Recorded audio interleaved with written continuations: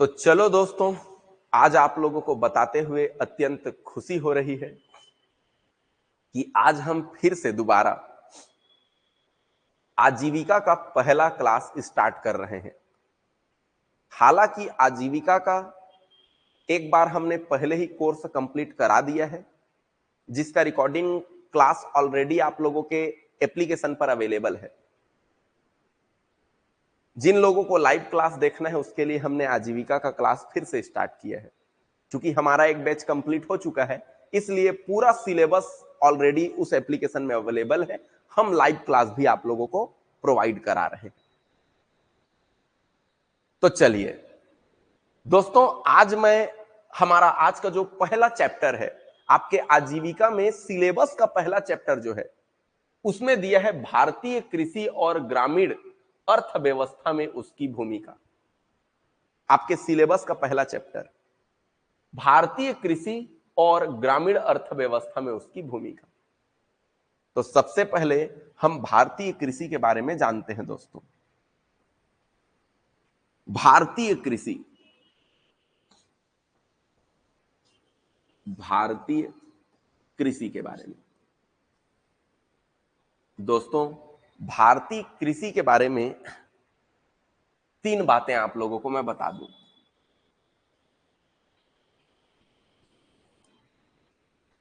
ठीक, सबसे पहला चीज, यह एक असंगठित क्षेत्र है।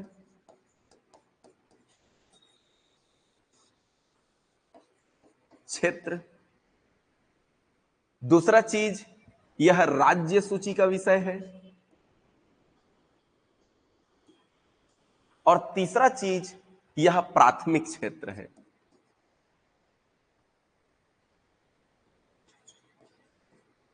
क्षेत्र है। ये तीन चीजों पर हम चर्चा करने वाले हैं। तो दोस्तों, सबसे पहले मैं आप लोगों को बताता हूं असंगठित क्षेत्र क्या है और संगठित क्षेत्र क्या है।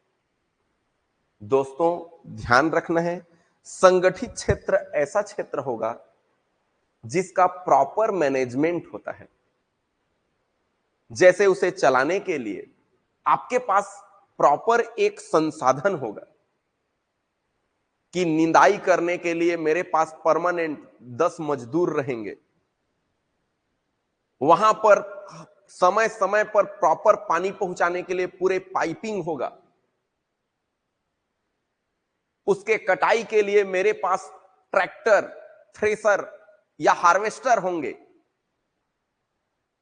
उनके ढुलाई के लिए मेरे पास ट्रैक्टर होगा।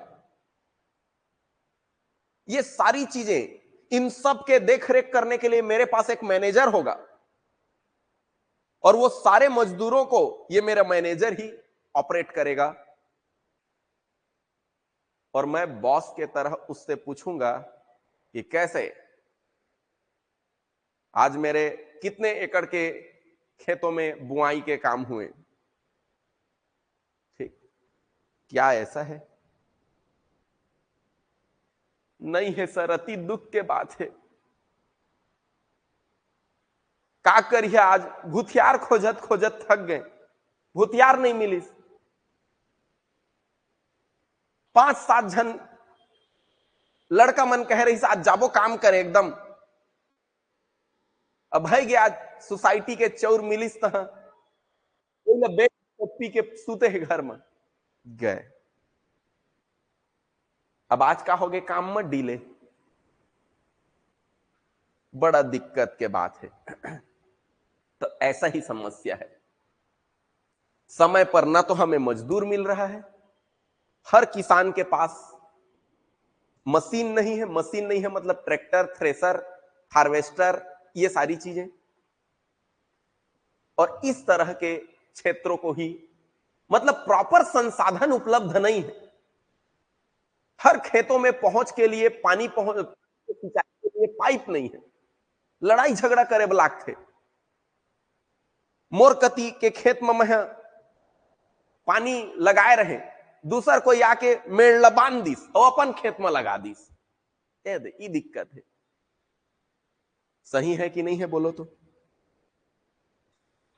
सही है ना? ऐसी होता है ना जी। तो अब बताओ, क्या इसका कोई प्रॉपर मैनेजमेंट है हमारे खेती का, हमारे देश में, हमारे राज्य में? नहीं। तो यही कारण है, इस क्षेत्र को हम क्या कहते हैं? असंगठित क्षेत्र। इसका सही नियंत्रण नहीं हो पाता, सही तरीके से नियंत्रण नहीं हो पाने के कारण,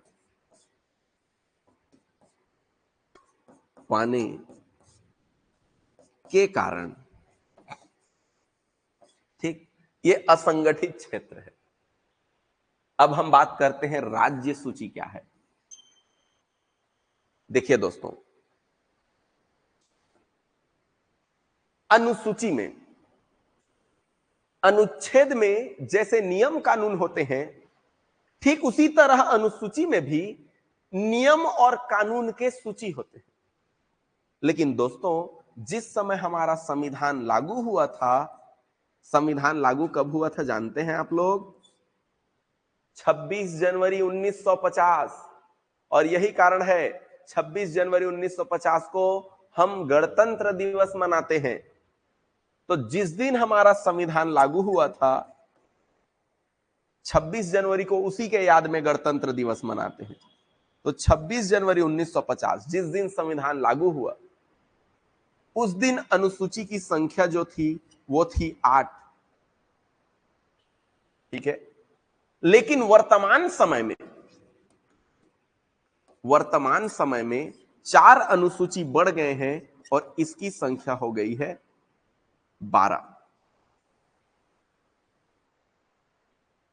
ठीक है, कितने हो गए हैं इसके संख्या? 12। अब मैं चूंकि संविधान नहीं पढ़ा रहा हूं, मैं आप लोगों को पढ़ा रहा हूं आजीविका।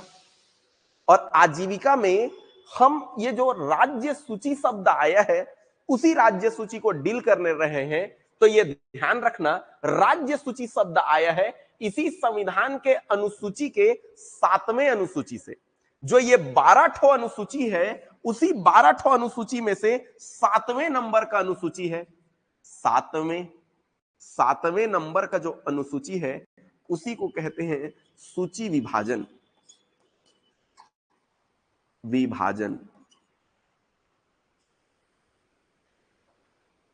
ठीक, सासुमा, सासु, सा से 7 और सु से सूची विभाजन, सासु, सासु। ठीक, जेकर सास हो ही तीर में चिल्ला के मत कही है, कैसे बलात है कदी। सासु, सा से 7 और सु से सूची विभाजन, ये ध्यान रखना है।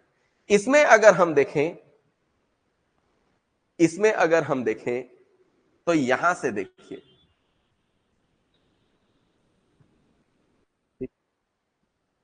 तीन सूची आते हैं। सूची विभाजन के अंतर्गत 3 सूचियां आते हैं।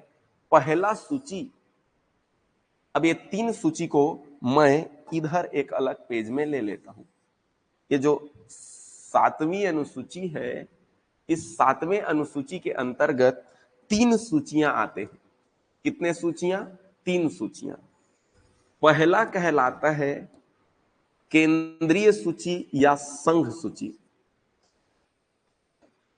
केंद्रीय सूची या संघ सूची कहते हैं। दूसरा कहलाता है प्रांतीय सूची या राज्य सूची। और तीसरा कहलाता है समवर्ती सूची। ठीक, पहला कहलाता है संघ सूची या केंद्रीय सूची भी कहते हैं, दूसरा कहलाता है राज्य सूची और तीसरा कहलाता है समवर्ती सूची। तो सर, ये तीनों सूची क्या क्या है? इस तीनों सूची में कानून बनाने के अधिकार को बताया गया है। कानून बनाने का अधिकार, कानून बनाने का अधिकार। तो ध्यान रखना दोस्तों, कौन कौन से विषय पर कौन कानून बनाता है। तो जिस विषय पर जिस विषय पर कानून केंद्र सरकार बनाते हैं या केंद्र बनाते हैं, जिस विषय पर कानून केंद्र बनाते हैं उसे हम संघ सूची या केंद्रीय सूची कहते हैं। जिस विषय पर कानून राज्य बनाते हैं तो इसे हम राज्य सूची कहते हैं। और जिस विषय पर कानून दोनों मिलकर बनाते हैं, दोनों मिलकर,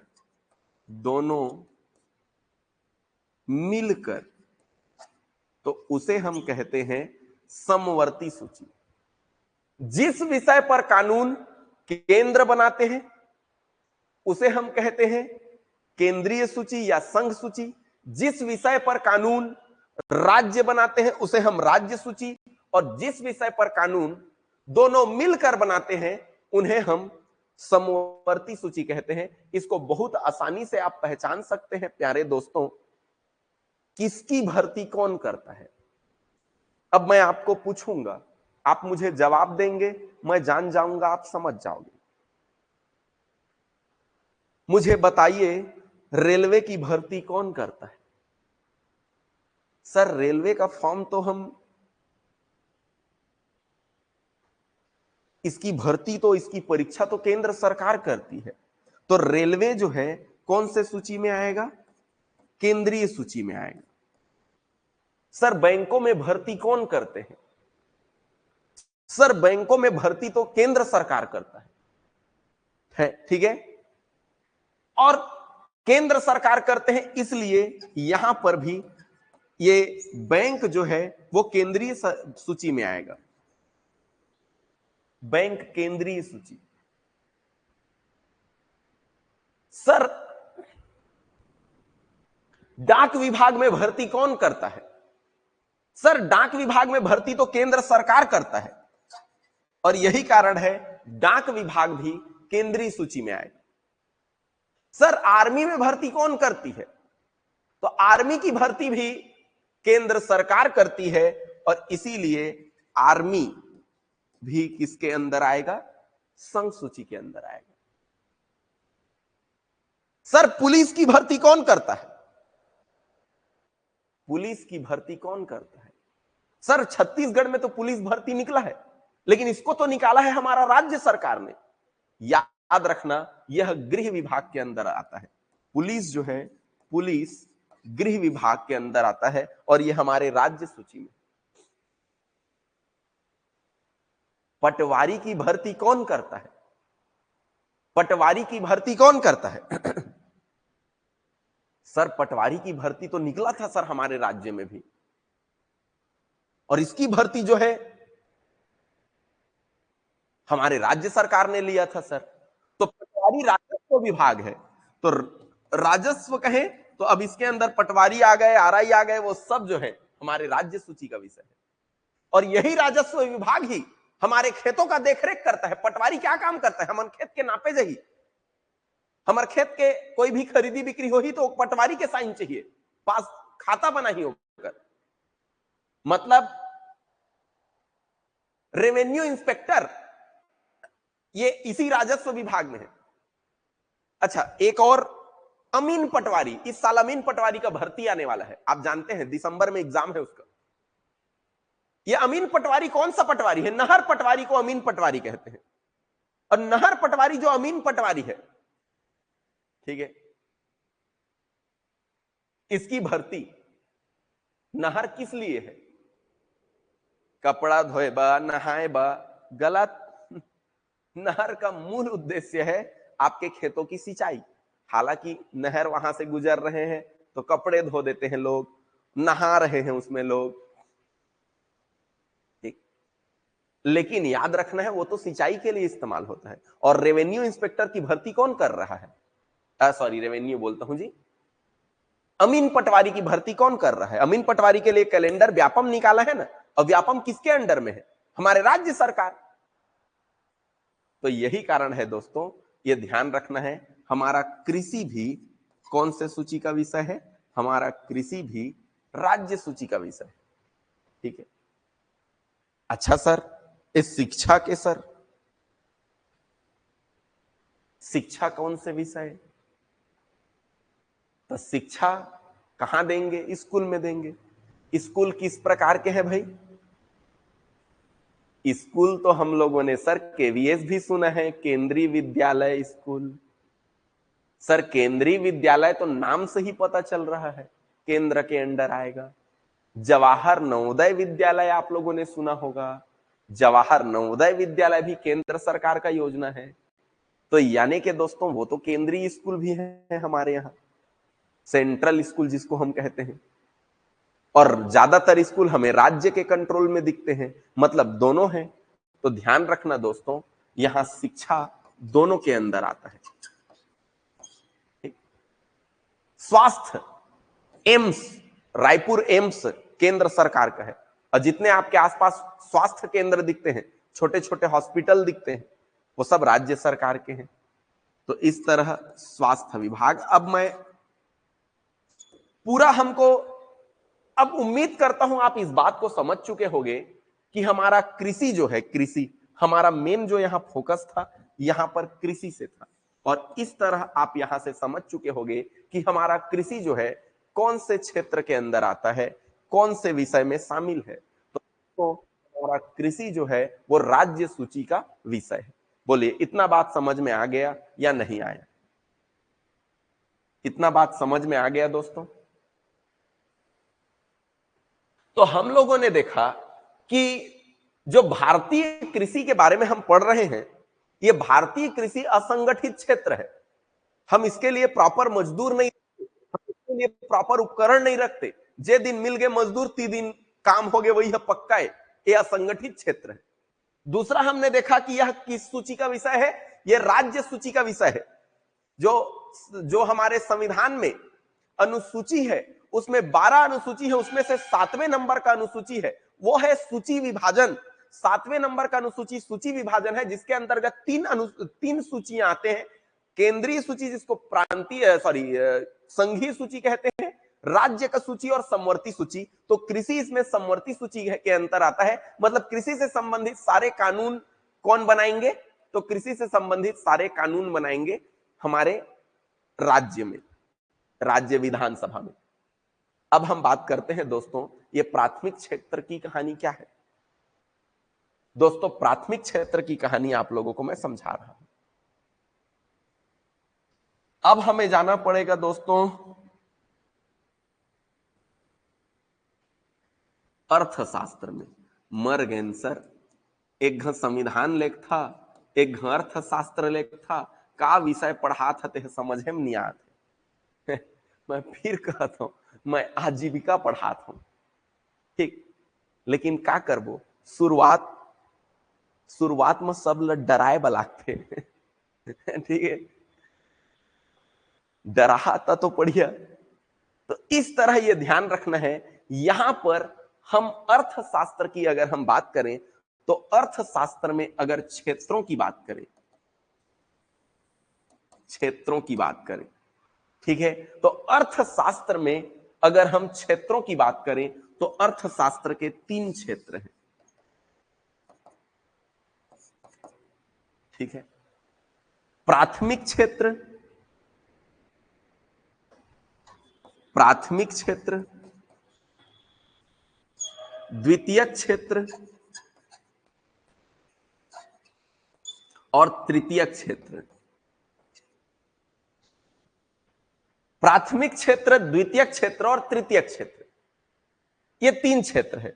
प्राथमिक क्षेत्र क्या है? प्राथमिक क्षेत्र के अंतर्गत वे सारी चीजें आते हैं जिनका प्राकृतिक रूप से उत्पादन होता है, जिनका उत्पादन प्राकृतिक रूप से होता है, जिनका उत्पादन प्राकृतिक तरीके से।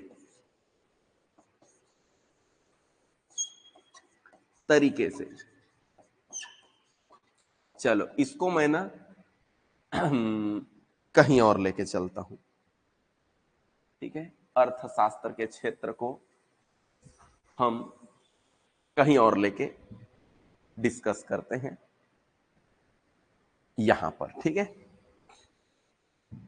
ये जिनका उत्पादन प्राकृतिक तरीके से होता है, इन्हें हम कहेंगे प्राथमिक क्षेत्र। जिनका उत्पादन मशीनों के क्रियाओं से होता है, मशीनी क्रियाओं से, जिनका उत्पादन मशीनी क्रियाओं से होता है, मशीनी क्रियाओं से, जिनका उत्पादन मशीनी क्रियाओं से होता है, उन्हें द्वितीयक क्षेत्र कहते हैं। और तृतीयक क्षेत्र कोई भी कार्य या नौकरी, इनको हम कहते हैं तृतीयक क्षेत्र। दोस्तों, प्राथमिक क्षेत्र के अंतर्गत जिनका उत्पादन प्राकृतिक तरीके से होता है, प्रकृति में स्वयं से उत्पादन होगा। द्वितीयक क्षेत्र जिनका उत्पादन मशीनी क्रियाओं से होगा, मशीन जिनके उत्पादन करेंगे। तृतीयक क्षेत्र कोई भी काम या नौकरी को हम तृतीयक क्षेत्र कहेंगे। अब मैं प्राथमिक क्षेत्र के अंतर्गत आप लोगों को बता रहा हूं, ध्यान रखना दोस्तों। प्राथमिक क्षेत्र के अंतर्गत कृषि आएंगे, कृषि, वानिकी, इसके अंतर्गत मत्स्य पालन,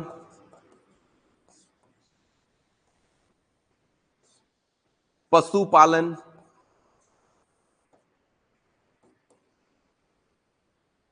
और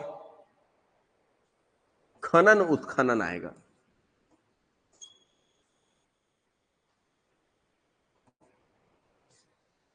अब मैं आप लोगों को बता रहा हूं दोस्तों,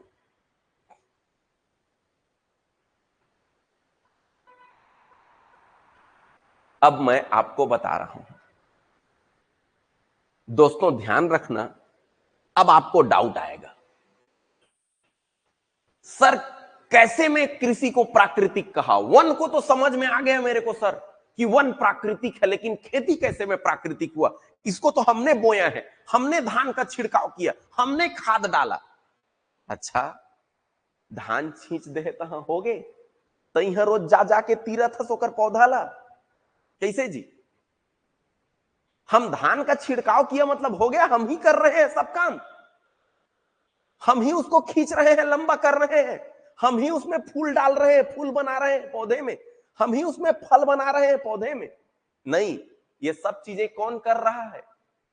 कुदरत, प्रकृति। अब चाहे भगवान करे, आखिरी नहीं समझ में आए तो भगवान करी। तो ध्यान रखना, जो चीजें प्रकृति के द्वारा हो वो क्या कहलाएगा? प्राथमिक क्षेत्र। दूसरा चीज वानिकी, पेड़ पौधे अपने आप बढ़ रहे हैं, अपने आप फूल खिल रहे हैं, अपने आप फल बन रहे हैं, अपने आप फिर गिर के फिर नए बीज से फिर नए पौधे उग रहे हैं, ये सब अपने आप। नहीं सर, लेकिन मछली पालन में तो चारा हमन देथन सर, ओकर बाद तालाब हमन बनवाए हैं। अच्छा ठीक है, तो मछली ल बड़े कौन करत है? मछली के पेट में अंडा कौन डारत है? मछली के अंडा ले बच्चा कौन पैदा करत है? तय नहीं। तो ध्यान रखना, यहां पर मछली भी प्राकृतिक रूप से बढ़ रही है, मछली में प्राकृतिक रूप से प्रजनन हो रहे हैं, और इस तरह ये भी क्या कहलाएंगे? प्राथमिक क्षेत्र कहलाएंगे। पशुपालन, ठीक है, पशुपालन, पशु बड़े हो रहे हैं, उनमें प्रजनन हो रहा है, नए बच्चे का जन्म हो रहा है, ये सब भगवान, प्रकृति लही तो भगवान का था ना यार, तो भगवान यानी कि प्रकृति। नहीं सर, लेकिन खनन उत्खनन गौ के नहीं होही प्राथमिक क्षेत्र, काबर नहीं होही? लेकिन खने के काम ला तो हमन करथन। एक खनन मतलब खनिज निकालने की बात हो रही ना, खनन कहने का मतलब खनिज नहीं। अच्छा, खने के काम ला तो हमन करें, लेकिन कोयला ला कौन बनाइस? तय बनाए हस। लौह अयस्क कौन बनाया? आपने बनाया। चूना किसने बनाया? आपने बनाया जमीन के नीचे चूना को? नहीं। ओहो, यानी कि प्रकृति। तो यही चीजें हैं, ध्यान रखना। यहां पर कि ये जो चीजें हैं ये सभी के सभी ये क्या कहलाएंगे? प्राथमिक क्षेत्र कहलाएंगे। बोलो बात समझ में आ गया कि नहीं आया? कोई भी डाउट? एक को डाउट हो ही तो बतावा।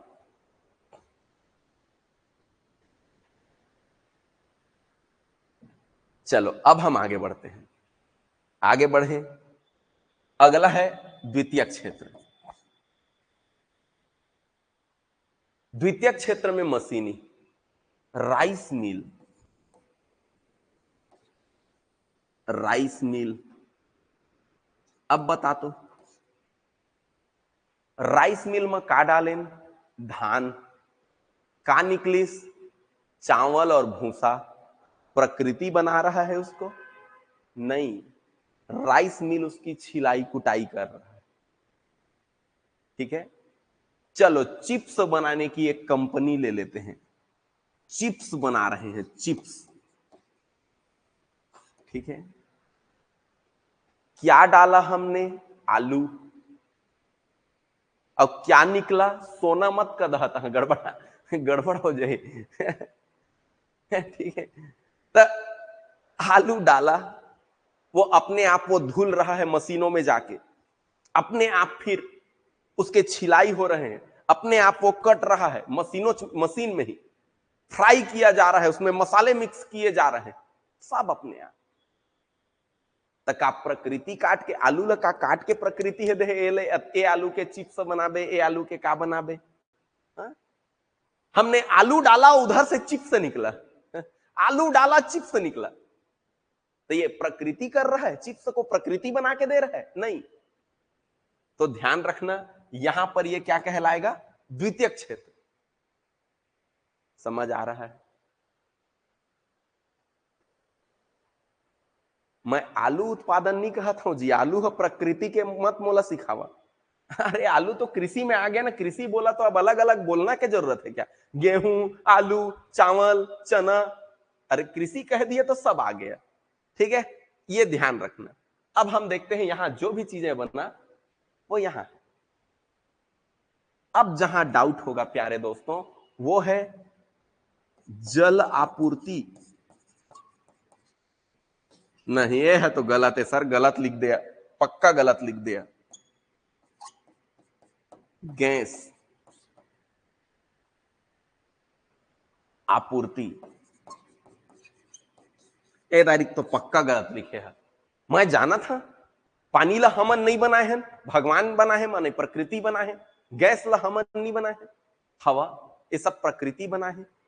अच्छा, सहीच में ठीक, लेकिन ओला रिफाइन कौन करिस? ए जल आपूर्ति कौन सा पानी है?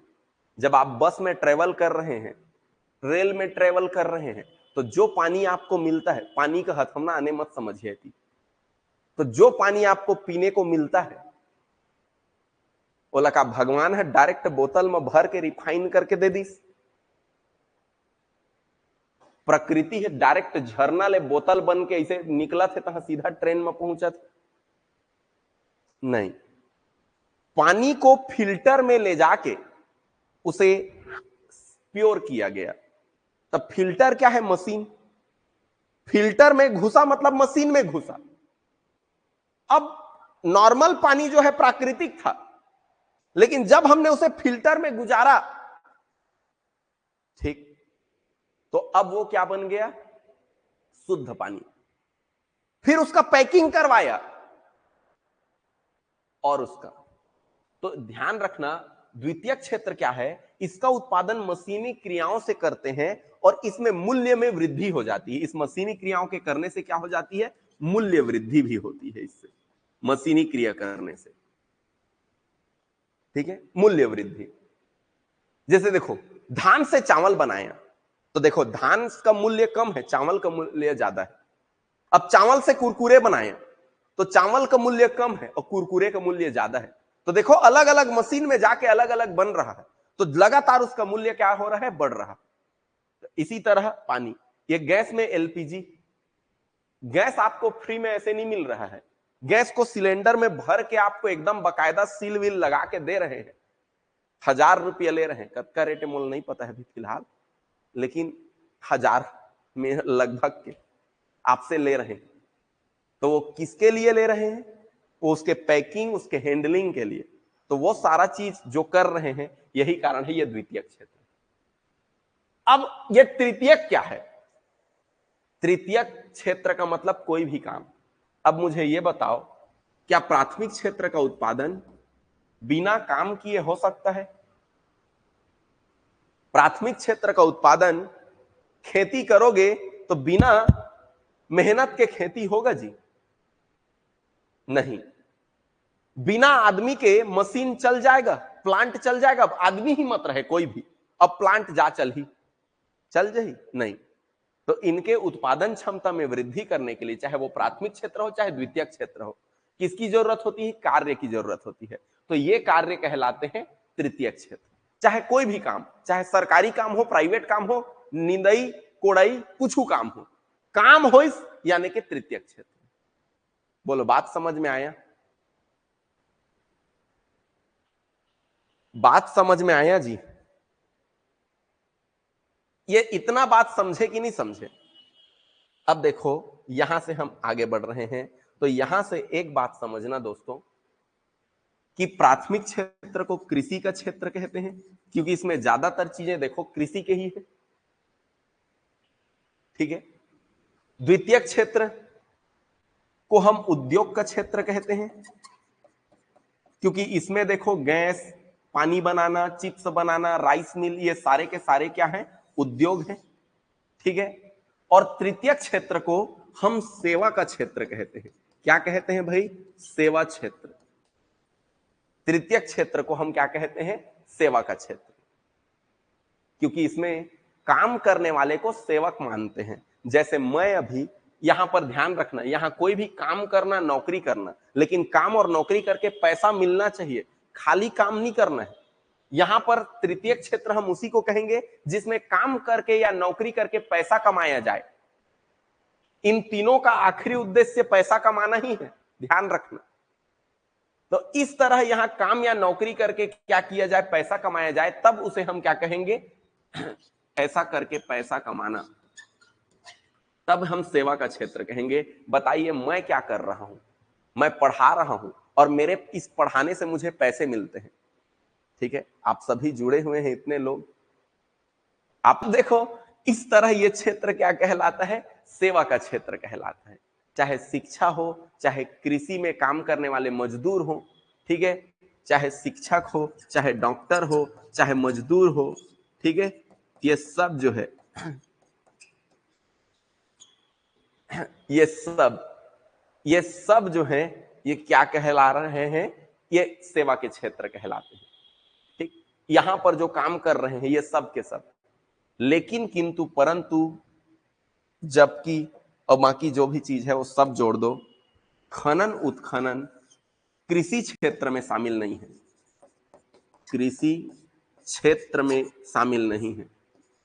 प्राथमिक क्षेत्र में है लेकिन कृषि क्षेत्र नहीं है, क्योंकि पशुपालन में हम लोग मानवीय सहयोग चाहिए, उसको पशुओं को बढ़ाने के लिए, उसे खाना खिलाने के लिए, बाकी सब चीजों के लिए। मछली पालन के लिए भी उन्हें दाना डाल रहे हैं। कृषि के लिए भी हमें क्या करना पड़ता है? बीज डालना पड़ता है, खाद डालना पड़ता है। वानिकी के लिए भी हमें वन के जो वन उत्पाद हैं उनको हम, जैसे फल फूल है, फल हैं, उनको तोड़ते हैं, तेंदुपत्ता तोड़ते हैं, ये सारा काम हम इसके लिए बेहतर कर रहे हैं। लेकिन हमें खनन जो है, खनन खेती नहीं है, खनन खेती नहीं है। इसीलिए खनन प्राथमिक क्षेत्र तो है, क्योंकि कोयला, लोहा, ये सब जो बने हैं वो प्राकृतिक तरीके से बने हैं, इसीलिए प्राथमिक तो है, लेकिन इसे कृषि क्षेत्र में शामिल नहीं किया जाता। ध्यान रखना। देखो, प्राथमिक क्षेत्र है लेकिन कृषि क्षेत्र नहीं है, यही एक अपवाद है। बाकी सब प्राथमिक और कृषि सब है। केवल याद रखना है खनन उत्खनन। खनन उत्खनन प्राथमिक क्षेत्र है लेकिन कृषि में शामिल नहीं है। बोलिए, बात समझ में आया?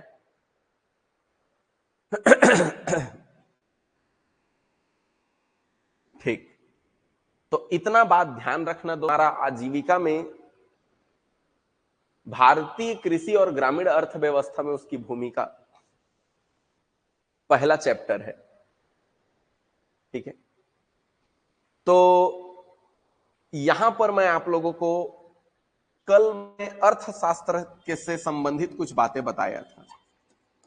अर्थशास्त्र में इसे हमने 3 भाग में बांटा था, जिसमें हमने पहला भाग कहा था प्राथमिक क्षेत्र। अर्थशास्त्र को क्षेत्र के आधार पर 3 भाग में बांटा था। पहला प्राथमिक क्षेत्र, दूसरा द्वितीय क्षेत्र, और तीसरा जो है तृतीय क्षेत्र। ये बात तो सबको पता है।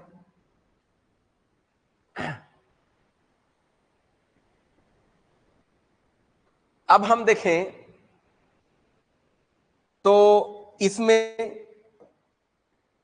प्राथमिक क्षेत्र की अगर हम बात करें तो प्राथमिक क्षेत्र में कौन सा, प्राथमिक क्षेत्र को कौन सा क्षेत्र कहते हैं बताइए? प्राथमिक क्षेत्र को हम कृषि क्षेत्र कहते हैं। द्वितीय क्षेत्र को कौन सा क्षेत्र कहते हैं? द्वितीय क्षेत्र को उद्योग क्षेत्र कहते हैं। आप लोगों को पता है? बताइए तृतीय क्षेत्र को कौन सा क्षेत्र कहते हैं? वेरी गुड, तृतीय क्षेत्र को हम कहते हैं सेवा का क्षेत्र। तृतीय क्षेत्र को क्या कहते हैं? सेवा का क्षेत्र। इस तरह प्राथमिक क्षेत्र, द्वितीय क्षेत्र, तृतीय क्षेत्र, कृषि क्षेत्र, उद्योग क्षेत्र, सेवा क्षेत्र, है ना दोस्तों? इन्हीं 3 क्षेत्रों से ही हमारे देश में पैसे आते हैं। हमारे देश में कितना पैसा है इसको हम कहते हैं जीडीपी। क्या कहते हैं? जीडीपी, ग्रॉस डोमेस्टिक प्रोडक्ट, जिसको हम हिंदी में सकल घरेलू उत्पाद कहते हैं। सकल घरेलू उत्पाद, उत्पाद। इसका अगर हम मीनिंग समझना चाहें जीडीपी का, तो मैं बड़े ही सरल शब्द में आप लोगों को बता रहा हूं। एक किसी क्षेत्र भीतर, किसी क्षेत्र के भीतर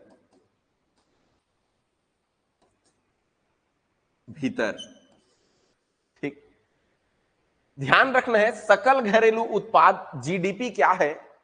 तो एक क्षेत्र के भीतर जीडीपी जो है, एक क्षेत्र के भीतर एक वित्तीय वर्ष में, एक क्षेत्र के भीतर एक वित्तीय वर्ष में, एक वित्तीय वर्ष में, अब एक वित्तीय वर्ष क्या है? एक वित्तीय वर्ष, एक वित्तीय वर्ष का मतलब यह है दोस्तों,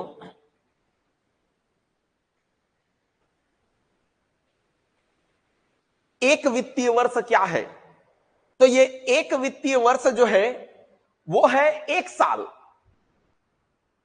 अब 1 साल लेकिन 1 जनवरी से लेकर 31 दिसंबर नहीं है। अर्थशास्त्र का न्यू ईयर शुरू होता है 1 अप्रैल। 1 अप्रैल अर्थशास्त्र का न्यू ईयर शुरू होता है 1 अप्रैल को, और वर्ष खत्म होता है अगले साल के 31 मार्च को। तो यह ध्यान रखना, 1 अप्रैल से अगले वर्ष के 31 मार्च, इसको हम कहेंगे एक वित्तीय वर्ष। जैसे अभी हमारा जो चल रहा है वो चल रहा है 2024-25 का वित्तीय वर्ष, जो 2024 के 1 जून से शुरू हुआ था और 2025 के 31 मार्च को खत्म हो जाएगा। इसको एक वित्तीय वर्ष कहेंगे। तो ध्यान रखना, एक क्षेत्र के भीतर, यानी कि जहां मैं क्षेत्र कह रहा हूं वो एक देश है, एक वित्तीय वर्ष में, ठीक है, नागरिक, अपने ही देश के नागरिक या विदेशी नागरिक, ठीक है, किसके द्वारा?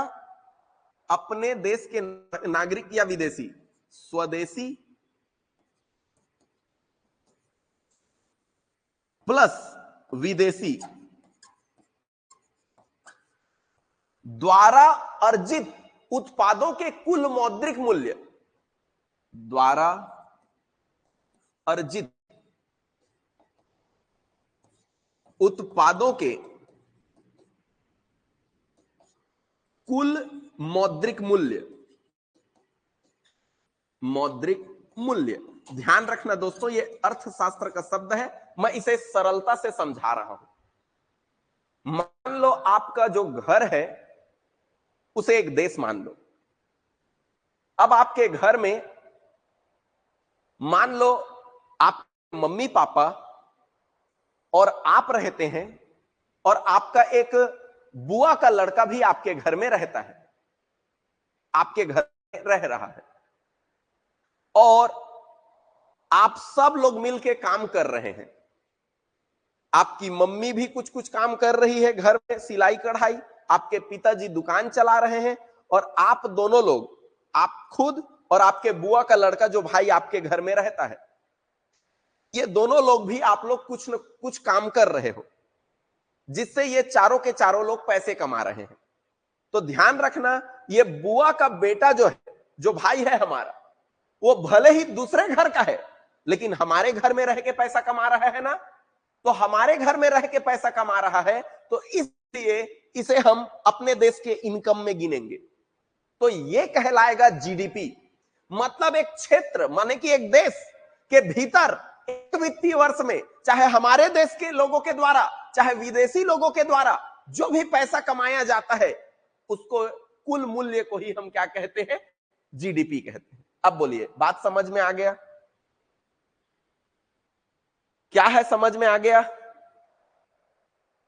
तो ध्यान रखना, एक क्षेत्र के भीतर में एक वित्तीय वर्ष में अपने ही देश के द्वारा या विदेशी के द्वारा जो भी आय अर्जित जाती है, जिसको उत्पादों के मौद्रिक मूल्य बोला हूं ना, अर्जित उत्पादों के कुल मौद्रिक मूल्य बोला हूं।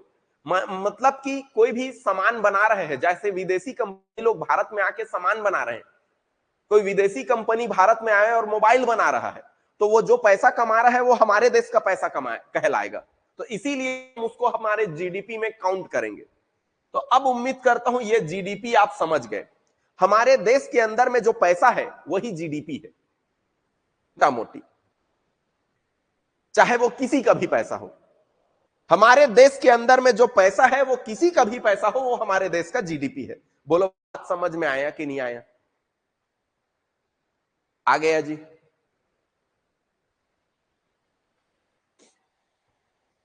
अब आगे बढ़ते हैं। यहां से अब हम जीडीपी में योगदान कहेंगे। तो हमारे देश में अब आपको एक इच्छा हो रहा होगा कि सर हमारे देश में अगर ऐसा है तो कौन से क्षेत्र में ज्यादा पैसा हमारे देश में आ रहा है, कौन से क्षेत्र है?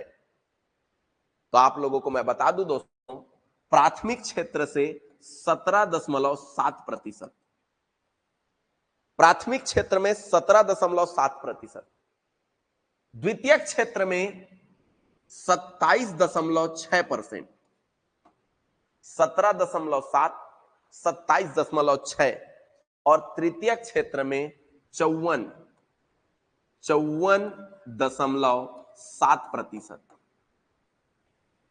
तृतीय क्षेत्र में 54.7%। दोस्तों, दशमलव के इस पार को पहले याद करिए, दशमलव के उस पार को बाद में याद करेंगे। दशमलव के पहले के डेटा को मैं याद करा रहा हूं। 17 और 27, 17, 10, 27 आसानी से याद हो जाएगा। 17, 27, 17, 27 बोलने में भी अच्छा लग रहा है,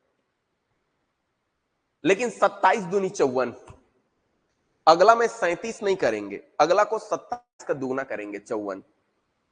तो 17, 27 और 54, 17, 27 और 54, 17, 27, 54। बोलो, याद हो गया? 17, 10, 27, 27 दूनी 54। अब दूसरा दशमलव के पीछे को कैसे याद करेंगे? 17 से शुरू हुआ तो 7, 6, 7, 7, 6, 7, तो 17.7, 27.6 और 54.7, इस तरह ये याद हो जाएगा। लंबे समय तक याद रखना है तो कुछ ना कुछ कॉन्सेप्ट तो लगाना पड़ेगा। तो ये मैंने आपको बता दिया। मुझे ये बताइए दोस्तों, हमारे देश में सबसे ज्यादा पैसा कहां से आ रहा है? बोलिए। हमारे देश में सबसे ज्यादा पैसा कहां से आ रहा है?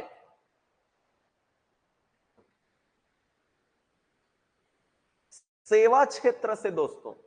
हमारे देश में सबसे ज्यादा योगदान सेवा क्षेत्र का है, यानी कि नौकरी काम से सर्वाधिक योगदान। तो जीडीपी में सर्वाधिक योगदान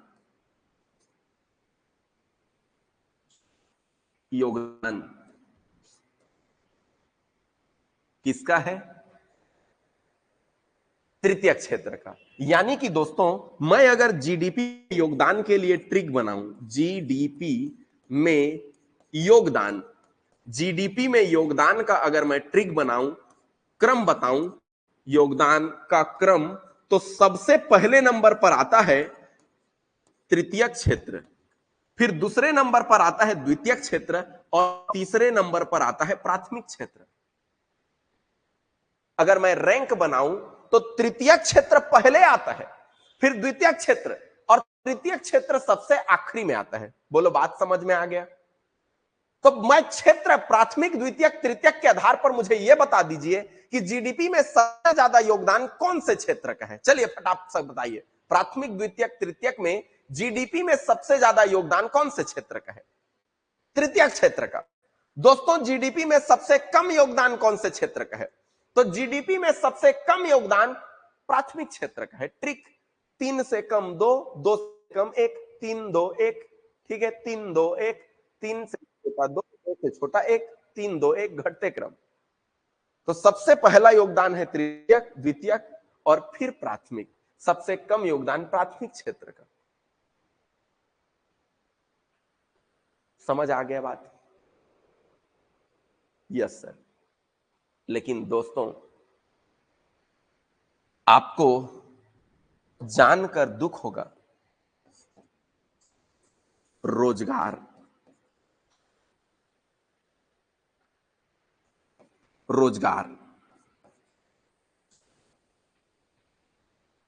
रोजगार में जो योगदान है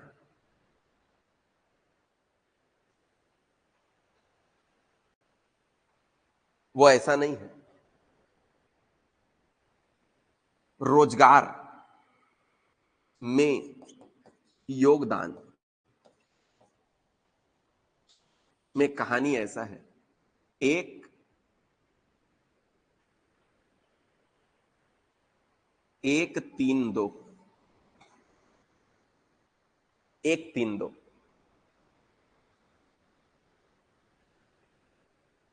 एक तीन दो। सर्वाधिक रोजगार कौन देता है? तो सर्वाधिक रोजगार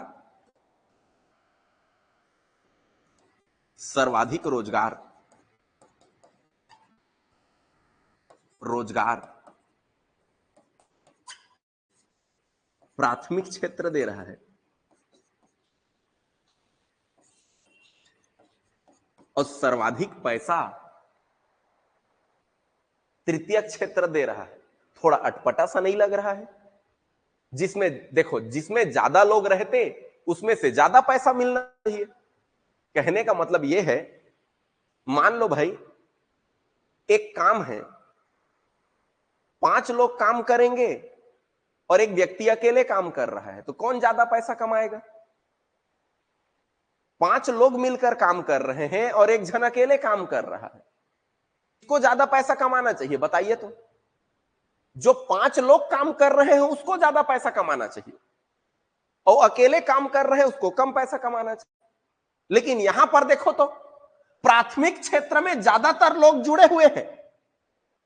हमारे भारत के 56% जनसंख्या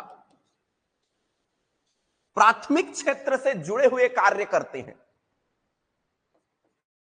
प्राथमिक क्षेत्र से जुड़े, प्राथमिक क्षेत्र ना कहे, मैं सीधा कृषि क्षेत्र कह दूं, कृषि क्षेत्र से जुड़े कार्य करते हैं। अब सोचो तो, इसीलिए हमारे देश के लोग गलत रास्ते से अमेरिका भाग रहे हैं।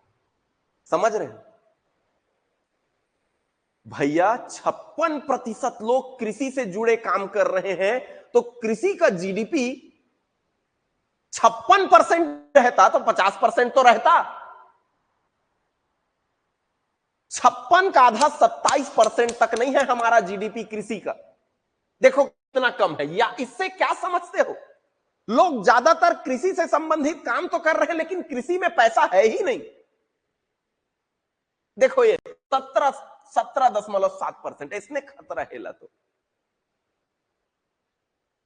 समझ रहे हैं जी। भारत कृषि प्रधान देश है, भारत कृषि प्रधान देश है, हा? क्या है बताओ। ये जीडीपी खा रहा है भाई। 56% लोग अगर कृषि से जुड़े हुए हैं, तो फिर जीडीपी में मात्र 17%, 17 के 3 गुने से भी ज्यादा लोग, 17 या 51, समझ रहे हो। और 18% भी लोग है तो 18 या 54 होता है। इसके 3 गुने से भी ज्यादा लोग इस क्षेत्र में जुड़े हैं, और उसमें जीडीपी हमारा आ रहा है मात्र 17.7%। तो ध्यान रखना, यहां से प्रश्न बनते हैं। याद रखना है, हमारे देश के लिए याद रखना है आपको, यह क्रम सर्वाधिक जीडीपी कौन से क्षेत्र से आ रहा है।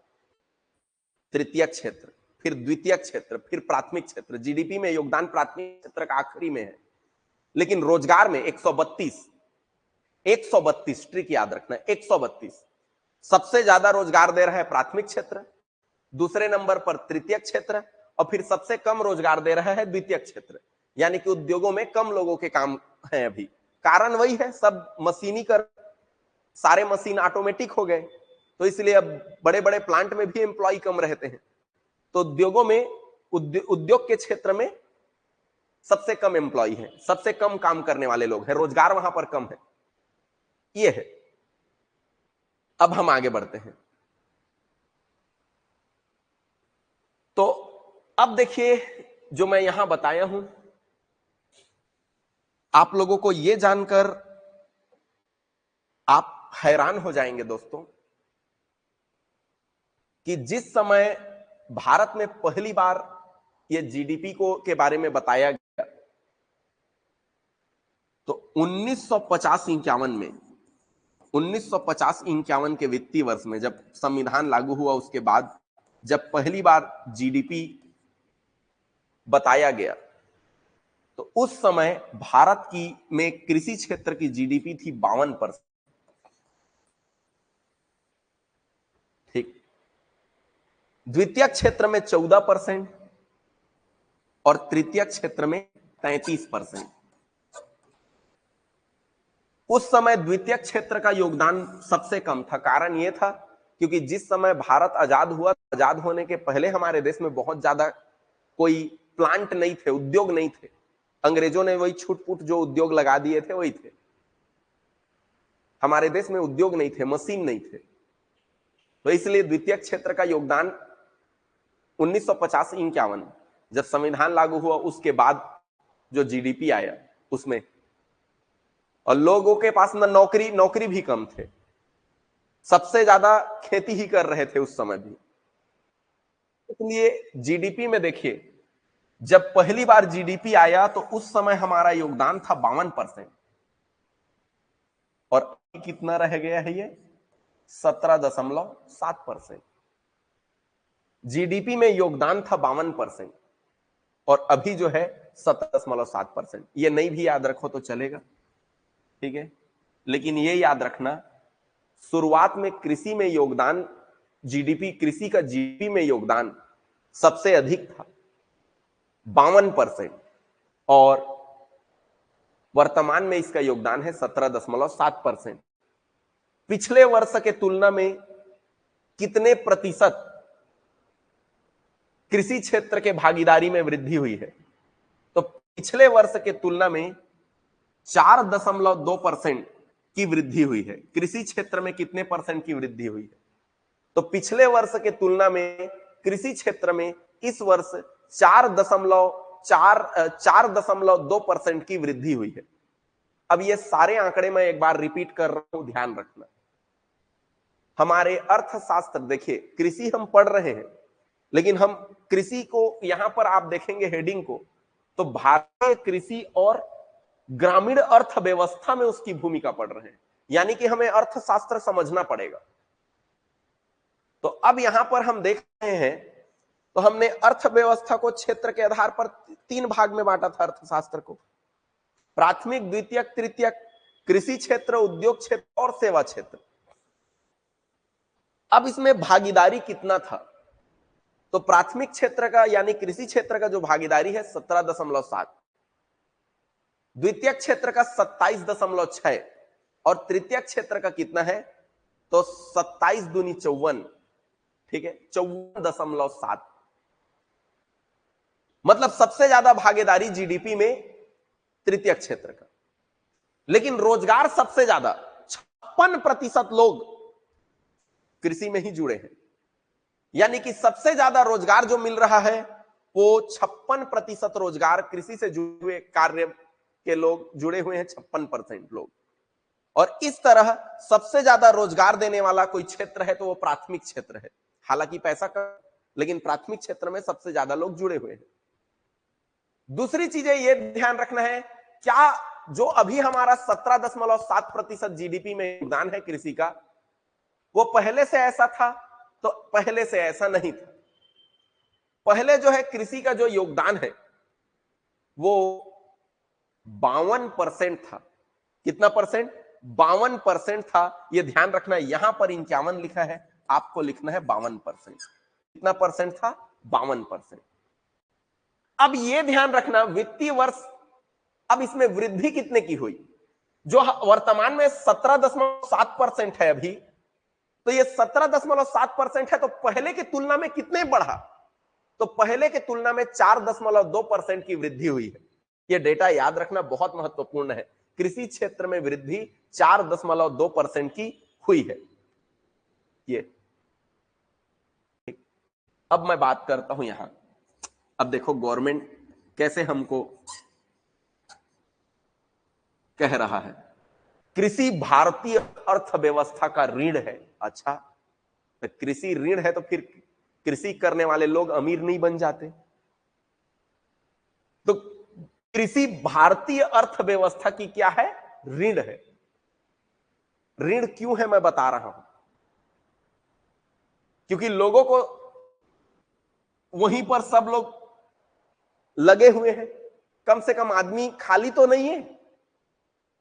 खाली रहता तो इधर उधर दिमाग लगाता आदमी, लेकिन लोग वहां लगे हुए हैं। इसीलिए ये कह रहे हैं, देखो अर्थव्यवस्था का ऋण है तथा रोजगार एवं आजीविका सृजन करने में इसका सबसे अधिक योगदान है। खाली हमारा आजीविका बस मिल रहा है, हम अमीर नहीं होंगे खेती से। जितने किसान हैं सबको देख लो आप, दिवाली के फटाका उधारी के पैसा ले आते। यदि मेला ठेला भी है इसमें, जब किसान सबके पैसा खत्म, मेलदारी सब पैसा मेला में, जब का जगह भी मेला लगे। अतः दिवाली के फटाका सबके उधारी में, ये स्थिति है किसानों की। तो ये ध्यान रखना, भारतीय अर्थव्यवस्था की रीढ़ इसको इसलिए कह रहा है, ज्यादा आदमी मन ला भूलवार के राखे है, सरकार के विरोध नहीं करे, हमन ला काम दे करके भूला है आदमी मन खेती किसानी, हाँ लगे रहन दे। तो इस तरह ये रोजगार और सबसे ज्यादा आजीविका सृजन मतलब काम काज वहीं से लोगों के चल रहे हैं, कह रहा है। निंदाई कोड़ाई सब आदमी भूथियारी काम में लगे, काकर ही कुछ काम धाम नहीं है। ठीक, आदमी इंजीनियरिंग कर करके वहां खेती में भूला है, 2 एकड़ 4 एकड़ खेत बोअत है। अच्छा बीए एमए करके, एमएससी पढ़ने के बाद आदमी पीएचडी कर करके होती 2 एकड़ 4 एकड़ के खेती करत है। तो 2 एकड़ 4 एकड़ के खेती करके का होगी? खाली आजीविका, पेट बस चलेगा, मरने नहीं देगा इंसान को, पेट चलता रहेगा अपना। यही है आजीविका। देखो सबसे अधिक योगदान कम से कम आदमी लोगों को आजीविका दे रहा है, ठीक है, खाने पीने का साधन दे रहा है। अब मरने नहीं देगा बोला तो सोच लो, हमारे आत्मा को जिंदा करके रखा है यही कृषि, भोजन दे रहा है। और यही कारण है, आत्मा से याद रखना, कृषि को भारत का आत्मा, कृषि को भारत का आत्मा कहा है महात्मा ने। तो याद रखना, महात्मा गांधी के अनुसार कृषि भारत की आत्मा है। और आत्मा और ट्रिक याद रखना, महात्मा, महात्मा, आत्मा ने कहा, महात्मा ने कहा। तो कृषि को भारत की आत्मा कहा महात्मा ने, आत्मा महात्मा, ट्रिक याद रख लेना, ठीक। दुर्लभ भूमि एवं श्रम अतिरिक्त अर्थव्यवस्था भारतीय कृषि की विशेषता है। भारतीय कृषि की विशेषता दुर्लभ भूमि एवं श्रम अतिरिक्त अर्थव्यवस्था। दुर्लभ भूमि और श्रम अतिरिक्त अर्थव्यवस्था का क्या मतलब हुआ? देखिए, भारत के जो जमीन है ना, उसे कृषि योग्य बनाने के लिए बहुत मेहनत करना पड़ता है। एक चीज, अतिरिक्त श्रम करना पड़ता है, पहला चीज। दूसरा चीज, कृषि योग्य जमीन हर जगह नहीं है, कहीं कहीं है, और उसे कृषि योग्य बनाने के लिए अतिरिक्त मेहनत करना पड़ता है। तो वही है दुर्लभ भूमि और अतिरिक्त श्रम, अतिरिक्त अर्थव्यवस्था कह रहे हैं। श्रम क्या करना पड़ेगा? अतिरिक्त करना पड़ेगा, ज्यादा करना पड़ेगा। हर जगह सिंचाई सुविधा नहीं है। आधा लड़ाई तो पानी पलोय में होते, मोर खेत के मुही लगता है काबर फोड़ दे, ओती के लौती काबर फोड़ दे, ये दिक्कत है। तो ये है श्रम अतिरिक्त अर्थव्यवस्था। कृषि से संबद्ध क्षेत्र में कृषि, पशुपालन, वानिकी, ये पॉइंट मैं बता चुका हूं आप लोगों को, आदि आते, परंतु खनन उत्खनन कृषि क्षेत्र में शामिल नहीं है। ये बात को मैं पढ़ा चुका हूं आप लोगों को कल के क्लास में, आगे पीछे में। यह निर्धनता उन्मूलन, देखो गरीबी को दूर कर रहा है, कह रहा है कृषि। हाँ, ज्यादा अगर फसल लगाओगे तो गरीबी दूर होगा। अगर आपके पास ज्यादा खेतों की व्यवस्था है तो निर्धनता उन्मूलन होगा, गरीबी दूर होंगे। रोजगार सृजन कह रहा है, रोजगार मिलेगा कह रहा है। हाँ, खेती करोगे मतलब रोजगार मिल गया आपको, काम। गुणित प्रभाव के साथ समावेशी विकास के लिए एक महत्वपूर्ण क्षेत्र है। अब समावेशी विकास मतलब, मान लो आपके पास 10 एकड़ जमीन है तो ठीक है, और 10 से कम है मतलब क्या ही फिर जिंदगी चलेगा यार। अगर आपके पास ज्यादा जमीन है तो आपको रोजगार, अच्छा रोजगार मिल रहा है, आपके गरीबी दूर हो जाएंगे, आप गरीब नहीं है फिर। तो गरीबी उन्मूलन और रोजगार मिल गया हमें, अगर जमीन ज्यादा है आपके पास तो ठीक, बाप दादा लोग इकट्ठा करके दे दिए तो किस्मत वाले हो। आपका बेरोजगारी दूर हो गया, आपको रोजगार मिल गया, गरीब, अब रोजगार मिल गया मतलब वहां काम कर रहे हो आप खेतों में, गरीबी दूर। अब इसका क्या मतलब? गुणित प्रभाव के साथ समावेशी विकास, जिससे विकास के लिए एक महत्वपूर्ण क्षेत्र है। इसका मतलब यह है आपके पास पैसा आएगा तो आप देखे होंगे कि कैसे धान का बोनस मिलता है तो गांव के लोग कैसे उधर पल्सर खरीद रहे हैं, कोई ट्रैक्टर खरीद रहा है। पैसा जब आता है ना खाते में तो गांव के लोगों को देखो भयंकर खुश, गांव के लोग भी भयंकर शौकीन होते हैं। पाछू भले ही पैसा खंग जही तो खंग जही, लेकिन पल्सर चढ़ी पल्सर समझे। तो इस तरह यह ध्यान रखना, यह कोनो कोनो तो बुलेट वाला है, यह श्रम, आय, रोजगार सृजन इत्यादि के रूप में अतिरिक्त गतिविधि को प्रेरित करता है। श्रम आय मतलब कई लोग, अब जैसे आपके पास ज्यादा खेत है तो आप कई लोगों को रोजगार भी देते हो यार। भूथियारी कथन न, चला धान लुए जहा, चला नींदे जहा, तो उन लोगों को भी अतिरिक्त श्रम मिलता है। रोजगार सृजन करते हैं हम, अन्य लोगों को रोजगार देते हैं, काम देते हैं, ठीक है, इत्यादि के रूप में अतिरिक्त गतिविधि को प्रेरित करता है। मतलब यहां पर देखो, समावेशी विकास इसलिए कहा क्योंकि आपके पास धान का पैसा आएगा तो आप क्या करोगे, नए नए सामान खरीदोगे। अभी मेला में खूब पैसा लूटा है सब किसान एकदम, ठीक है, अब मेला में पूरा वो एक से एक सामान खरीद के ले, सब सब बोरी धर धर के आए गांव ले अपन, अब पूरा यहाँ शिवरी नारायण के मेला ला खाली कर दी, सबका सामान खरीदे है बात।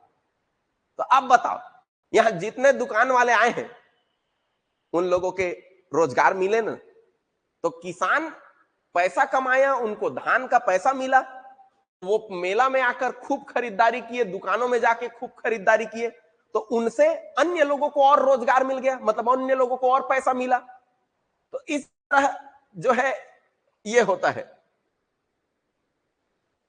तो ये बात है, यह क्रय शक्ति को बढ़ाता है। देखो पैसा आएगा तो खरीदोगे ज्यादा, जो आगे समग्र मांग में वृद्धि करता है, जो आगे सब चीजों के मांग को बढ़ाता है। देखिए आप में क्रय शक्ति बढ़ेगा, क्रय शक्ति बढ़ना मतलब पैसा आएगा तो ज्यादा सामान खरीदोगे, और ज्यादा सामान मांगोगे तो उसका, उस वस्तु का क्या बढ़ेगा, मांग बढ़ेगा, तो उस वस्तु को बेचने वाले को भी और ज्यादा मुनाफा होगा। तो इस तरह यह अर्थव्यवस्था चलता है। जैसे यहां चाय, चीनी, चावल इत्यादि जैसे कृषि उत्पादों का निर्यात के माध्यम से भारत के विदेशी मुद्रा भंडार भी बढ़ने में सहायता करती है। हम लोग बहुत सारे वस्तु को जो कृषि के क्षेत्र के वस्तु हैं, हम उनको विदेशों में बेचते हैं, तो विदेशों में बेचेंगे तो विदेशों से हमें डॉलर मिलता है, विदेशी मुद्रा मिलता है। तो इससे हमें क्या होता है, जितने हम, कोई भी देश जितना ज्यादा सामान बेचेगा दूसरे देश को, वह देश उतना ज्यादा समृद्ध होगा, ठीक है। आज चाइना इतना ज्यादा ग्रोथ क्यों कर रहा है, क्योंकि चाइना बहुत ज्यादा एक्सपोर्ट करता है, बहुत ज्यादा सामानों को बेचता है दूसरे देशों को। तो उसी तरह इससे विदेशी मुद्रा में भंडार बढ़ेगा। जैसे हम, भारत भी और ज्यादा उत्पादन करेगा चावल का, गेहूं का, चाय का, तो वो दूसरे देशों में बेचेगा, तो दूसरे देश वाले खरीदेंगे, हमारे देश में सामान, हमारे देश में पैसा बढ़ेगा। जैसे मेला में लोगों ने सामान बेचा तो उनके पास पैसा बढ़ा ना, बस उसी तरह देश का भी कहानी है। जितना ज्यादा निर्यात करेगा उतना ज्यादा देश अमीर बनेगा, ठीक। तो अब निर्यात कब करेगा, जब उत्पादन ज्यादा होगा तब, ठीक। तो इस तरह ध्यान रखना। कुल मिला के आपको मैं बताऊं तो जो कृषि है, कृषि भारतीय अर्थव्यवस्था ऋण है, क्योंकि ये ज्यादातर लोगों को उलझा के रखा है, रोजगार दे रहा हूं कह के, मतलब ज्यादातर लोगों को रोजगार यहां से मिल रहा है कह दे पुस्तक भाषा में। और दूसरा चीज कि ज्यादातर लोगों को रोजगार मिल रहा है तो उसी से ज्यादातर लोगों को भोजन मिल रहा है। मतलब आजीविका का आधार क्या है, हम आजीविका जो सब्जेक्ट पढ़ रहे हैं उस आजीविका का आधार यह कृषि ही है। तो कृषि जो है आजीविका का क्या है, आधार है। तो चलिए इतना हम आज के लिए पढ़ते हैं, कल इसके बारे में कुछ और भी महत्वपूर्ण, बहुत मजेदार बातें आप लोगों को बताएंगे, ठीक है। वो पॉइंट याद रखना इंपॉर्टेंट है। भारत, कृषि को भारत की आत्मा किसने कहा है, तो आत्मा से याद रखना है महात्मा, ठीक। तो भारत को कृषि का आत्मा कहते हैं, आत्मा से याद रखना है महात्मा, महात्मा गांधी ने कहा है, ठीक है। आया समझ में। फसल के प्रकार,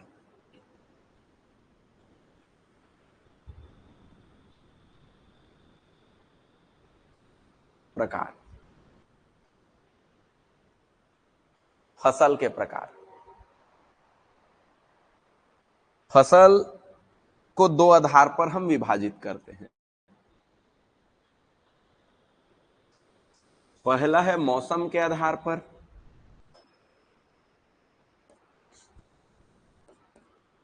मौसम, और दूसरा है फसलों के उपयोग के आधार पर, उपयोग।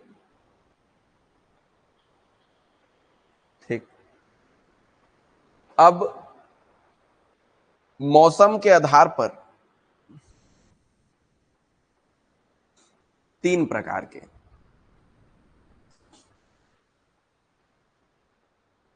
मौसम के आधार पर 3 प्रकार के फसल। पहला है खरीफ फसल, दूसरा है रबी फसल और तीसरा है जायद फसल। ये मौसम के आधार पर, ठीक है। खरीफ फसल, रबी फसल, जायद फसल, ये 3 फसल अपने माइंड में पहले बैठा लेना है। खरीफ फसल, रबी फसल, जायद फसल, इसके क्रम को यही रखना है, क्योंकि हर साल ये तीनों फसल ये क्रम से चलता रहेगा। पहले खरीफ फसल आएगा, फिर रबी फसल, फिर जायद फसल, फिर खरीफ फसल, फिर रबी फसल, फिर जायद फसल, फिर खरीफ फसल, फिर रबी, फिर जायद, ऐसे चलता रहेगा राउंड, ठीक है। जैसे हमारा पीएससी बैच चलता है, पीएससी बैच हमारा सर्कल में चलता है। आप जिस भी सब्जेक्ट से क्लास ज्वाइन करेंगे वहां तक आपको कोर्स कंप्लीट करा के वापस छोड़ देते हैं, ठीक है। इसी तरह ये सर्कल में चलता है, ये रिपीट होते रहता है। इसको आगे पीछे नहीं कह सकते, खरीफ फसल फिर जायद फसल नहीं कह सकते, क्योंकि मौसम कभी भी ऐसा होता है क्या, इस साल गर्मी आया, गर्मी के बाद सीधा ठंडी आ गया, अगले साल ठंडी के बाद बरसात आ गया था, ऐसा कुछ होता है क्या मौसम? नहीं, मौसम का एक निश्चित सीक्वेंस होता है। गर्मी के बाद बरसात ही आएगा और बरसात के बाद ठंडी ही आएगा और ठंडी के बाद फिर गर्मी आएगा। तो जैसे ये मौसम का सीक्वेंस होता है, उसी मौसम के सीक्वेंस के तरह ही हमारे फसल का जो क्रम है वो निश्चित है, ठीक है। तो खरीफ फसल में हम कौन से फसल को लगाते हैं? खरीफ फसल में हम ऐसे फसलों को लगाते हैं जिसे अधिक पानी की आवश्यकता होती है, जिसे अधिक पानी की आवश्यकता होती है, अधिक पानी की आवश्यकता।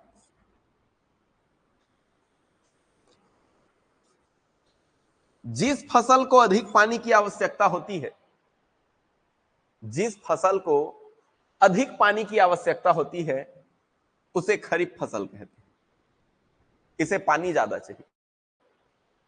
जिस फसल को कम पानी की आवश्यकता होती है, जिस फसल को कम पानी की आवश्यकता होती है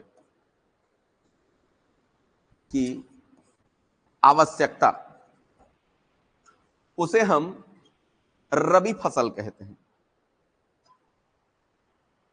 अब देखो दोस्तों, इसे कम पानी चाहिए, यहां पर जो फसल लगते हैं, अब अगर उसको हम इस मौसम में लगा देंगे तो अधिक पानी के वजह से गल जाएंगे वो। इनको ज्यादा पानी चाहिए और अगर इसको इस मौसम में लगा देंगे तो वो मुरझा के सूख जाएंगे, ठीक है, या उत्पादन ज्यादा नहीं होगा, ऐसा।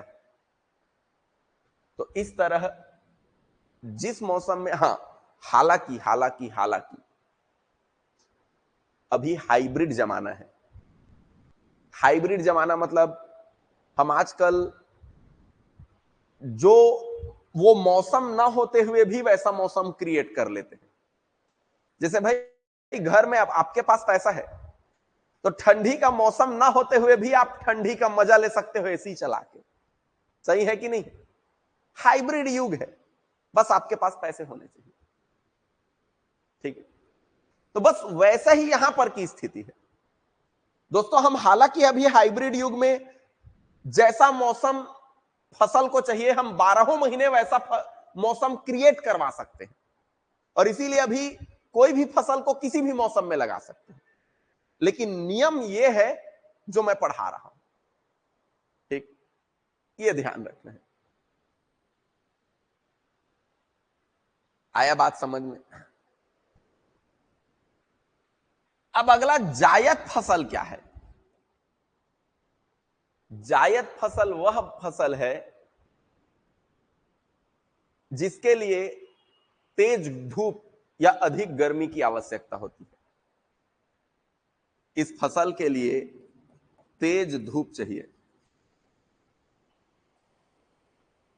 तो जिस फसल के लिए अधिक पानी चाहिए उसे खरीफ फसल में लगाते हैं। जिस फसल के लिए कम पानी चाहिए उसे रबी फसल में लगाते हैं। और जिस फसल के लिए तेज धूप चाहिए उसे हम जायद फसल में लगाते हैं। अच्छा सर, ये खरीफ फसल वाले फसल को कौन से महीने में लगाते हैं, कौन से ऋतु में बोया जाता है? काम दो होगा, एक तो बोया जाना और दूसरा काटा जाना।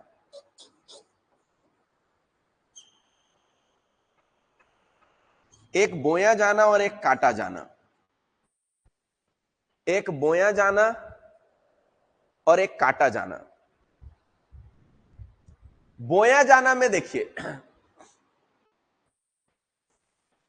बोया जाने में खरीफ फसल को चूंकि इसे अधिक पानी चाहिए इसीलिए इसे वर्षा ऋतु में बोया जाता है। वर्षा ऋतु। अब चूंकि इसे पकने के लिए थोड़ा टाइम चाहिए तो पूरा वर्षा ऋतु पकेगा, फिर जब ठंडी आएगा शीत ऋतु, तब शीत ऋतु में काटा जाएगा। वर्षा ऋतु में बोया जाएगा और शीत ऋतु में काटा जाएगा। वर्षा ऋतु में बोया जाएगा और शीत ऋतु में काटा जाएगा। ठीक। लेकिन ठीक इसी समय आप लोग देखते हैं एक और धान ठंडी के मौसम में, शीत ऋतु मतलब ठंडी का मौसम, और आप देखते हो ठंडी के मौसम में धान कटाई चलता है। ठीक। और इसी समय धान कटाई के पहले अपन तिउरा बो दिए रहते हैं उसमें। ठीक है।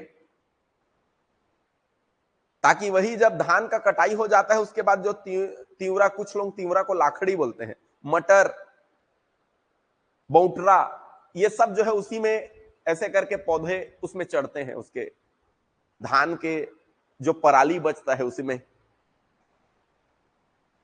ठीक। तो मतलब आपको यह ध्यान रखना है कि रबी फसल के हमने बीज को कब छींचा, कब इसे डाला खेतों में, कब छिड़काव किया, तो ये ठंडी के मौसम में। तो ये शीत ऋतु में इसे बोया जाता है। ठीक। और इसे अब देखो, अब गर्मी चालू हो रहा है। अब गर्मी चालू हो ही गया हमारे साइड, तो अब आप लोगों के साइड कैसा है मौसम? ठीक। तो इसी टाइम ये जो अभी गर्मी चल रहा है, इसी गर्मी के टाइम में इसे काटा जाएगा। तो इसे ग्रीष्म ऋतु में काटा जाता है। ठीक है। तो इसे क्या किया जाता है? ग्रीष्म ऋतु में काटा जाता है। शीत ऋतु में बोया जाएगा और ग्रीष्म ऋतु में काटा जाएगा। और इसी ग्रीष्म ऋतु में यह जायद फसल बोया जाता है। ग्रीष्म ऋतु में जायद फसल बोया जाता है और ग्रीष्म ऋतु में ही काटा जाता है। सर ये बिचारा करो तो अन्याय हो गया। ठीक है। एक कर तो बिचारा कर सोझे अन्याय हो गए। बाकी सबला मौका मिला थे, एक मौसम में बोआ था, अगले में काटा था। अला ग्रीष्म बो के ग्रीष्म में काटना है तो कैसे? छोड़ दिन बारिश में बोहाए बेला, बारिश में छोड़बो तो पाबे नहीं करे कोठ, सब बोहा जाए। तो यही कारण है, ये ध्यान रखना है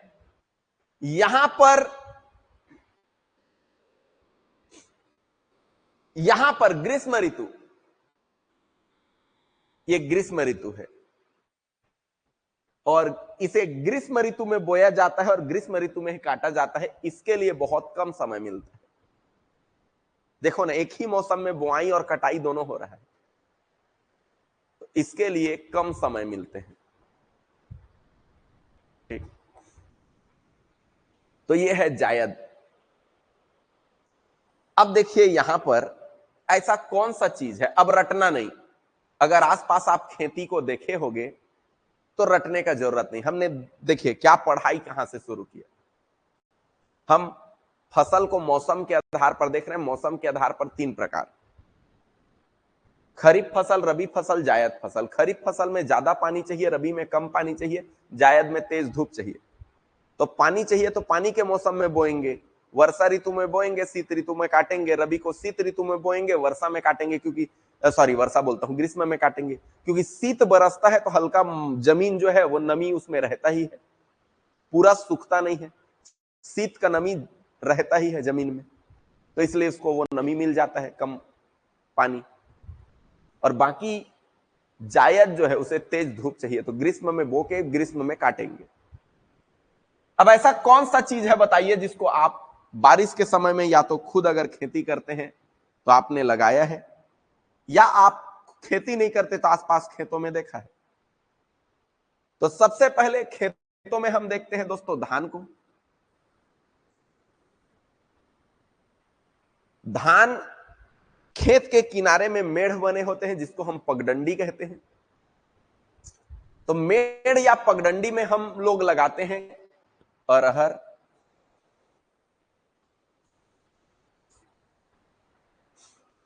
कोई लगाता है तिल, या किसी मेढ़ में हम तिल लगा देते हैं। कोई धान, कोई अरहर, कोई तिल, या कुछ कोई कोई लोग उड़द भी लगा देते हैं, मूंग, ये सब उड़द मूंग। ये बाड़ी में हम लगा देते हैं मक्का। खीरा ककड़ी मत कहिया, बारी के खीरा ककड़ी के खाए के ए सीजन हरनो है। हालांकि आजकल 12 महीने मिल रहे हैं खीरा ककड़ी, लेकिन ये सीजन नहीं है उसका, ये सही समय नहीं है। हाँ, लेकिन डॉक्टर लोग खूब पसंद करते हैं। खुद खाना नहीं, जनता खाए बढ़िया करके, बिजनेस चल ही बेचारा के। ठीक है, तो ये सब धान आप देखे ही छोगे, धान के मेड़ में अरहर तिल देखे ही होगे। कोई कोई लोग उड़द मूंग भी लगा देते हैं, अगर पास का खेत है तो रखवाली करते बनता है तो। मक्का आपके बाड़ी में लगते हैं, मक्का मतलब भुट्टा, ठीक, ये सब। इसके अतिरिक्त देख सरसों कहा थे, एक खेत देखे नहीं है जी जे सरसों कहा थे। अभी सरसों लगा दे वो तो सरसों बीज अंकुरित होते ही सड़ जाएगा, बारिश नहीं झेल पाएगा। अब देखो, और गन्ना, गन्ना, अब गन्ना को कैसे याद रखोगे बता रहा हूं। देखो गन्ना को ऐसे याद रखना है आपको, गन्ना हम पहली बार खाने को कब मिलता है, मतलब गेप के बाद, बारिश बारिश के बाद। तो पहली बार खाने को मिलता है, आप लोग जानते हो कि गन्ना उसके पहले नहीं खाया जाता कहते हैं गांव में। ठीक, गन्ना पहली बार खाने को मिलता है देवउठनी एकादशी में, जिसको गांव में जेठौनी कहते हैं, तुलसी विवाह के नाम से भी जानते हैं। ठीक है, तो उसी को गन्ना त्योहार के रूप में मनाते हैं और पहला गन्ना वहीं खाते हैं। और ये लगभग अक्टूबर नवंबर का महीना रहता है, नवंबर, यानी कि नवंबर मतलब हमें लगभग ठंडी के शुरुआत में ही अगर गन्ना मिल रहा है। अब आप जानते हो गन्ना अच्छा लंबा लंबा होता है, मतलब इसको पकने के लिए टाइम तो लगा होगा, मतलब इसे बारिश में बोया होगा तब तो हम देवउठनी एकादशी तुलसी विवाह में हमें मिलता है ये। हाँ, हालांकि वहां पर जो गन्ना मिलता है वो थोड़ा फीका रहता है, क्योंकि अभी बारिश का पानी पाया है, पानी जितना ज्यादा होगा गन्ना उतना फीका होगा। अभी गन्ना आपको मीठा मिलेगा, क्योंकि अभी धूप, अभी और थोड़ा और टाइम, 1 महीना बाद जब गन्ना खाओगे तो गन्ना मिलेगा मीठा आपको। अच्छा, धूप कड़क जब पड़ता है ना गन्ना पे, तो गन्ने के जो पानी है वो सूखते हैं, अब फिर आता है उसमें मिठास। इस तरह ये ध्यान रखना है ज्वार बाजरा सब इसी में ले सकते हैं आप। इस तरह जो है ये ध्यान रखना है। गन्ना आपको मिलेगा यहां पर खरीफ फसल में। एक और जिसको याद रखना है, गन्ना के रखवाली के लिए आपको यहां सोना पड़ेगा, नहीं तो फिर रातें रात गन्ना काट के ले जाएगा आदमी। तो गन्ना के रखवाली के लिए सोया जाता है। सोया जाने से याद रखना है सोयाबीन। सोयाबीन, तो सोयाबीन जो है ये भी आपको याद रखना है,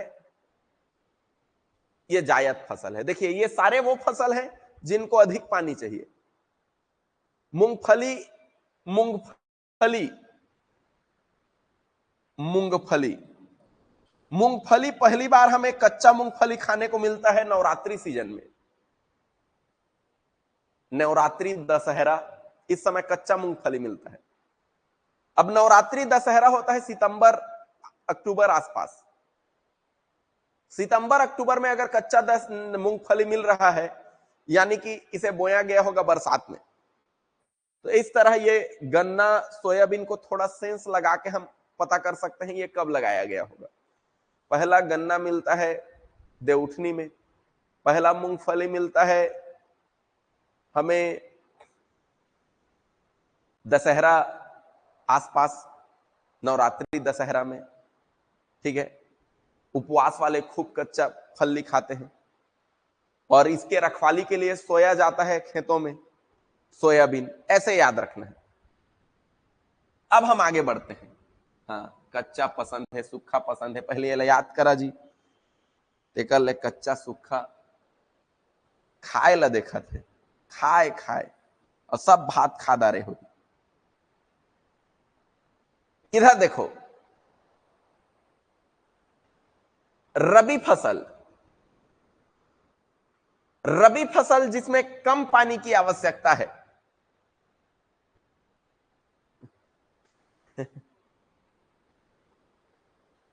इधर देखो, कम पानी की जिसमें आवश्यकता है। कम पानी की आवश्यकता किसमें है? रबी फसल। अब ये रबी फसल यानी कि ग्रीष्म ऋतु,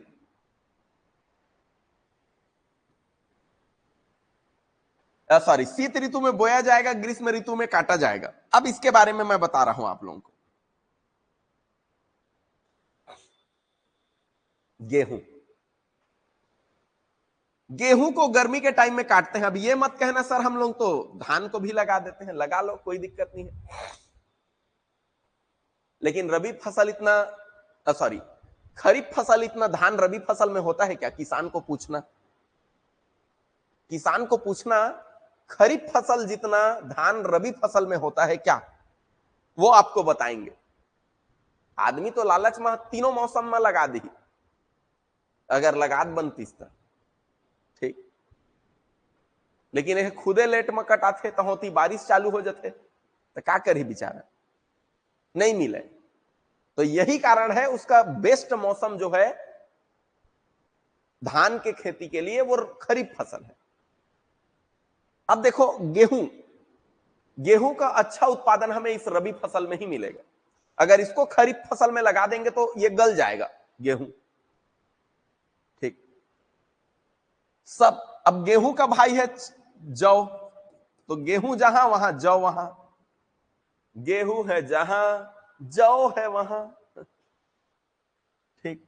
अब अगला देखो, अगला है सब चना मटर बौटरा। भी मेला, मेला घूमने कहां कौन कौन गए हैं जी? कौन कौन आए थे? शिवरी नारायण,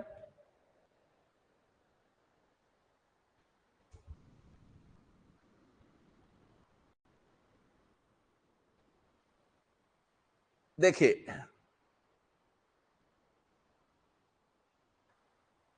हाँ जहां भी, ठीक है, जहां भी गए थे तो वहां आप लोग देखे होंगे चना भी मिल रहा होगा कहीं कहीं, चना चबेना, ये गुलाबी चना, खैरी चना जिसको कहते हैं। या अभी आजकल आप लोगों के कुछ समय पहले गांव वाँव में बिकते रहे होंगे, बाजार गए होंगे, बाजार में मिला होगा भी आपको, ठीक है। तो यहां पर आप जो ये जो चना खा रहे थे, अभी अब गर्मी लगभग आने वाला है, अब ठंडी मौसम खत्म होने वाला है, मतलब ये ठंडी में ही इसे लगाया गया था। तो ये याद रखना है, चना, मटर, ठीक, तिवरा जिसको कई जगह लाखड़ी कहते हैं, ये सब। इसके बाद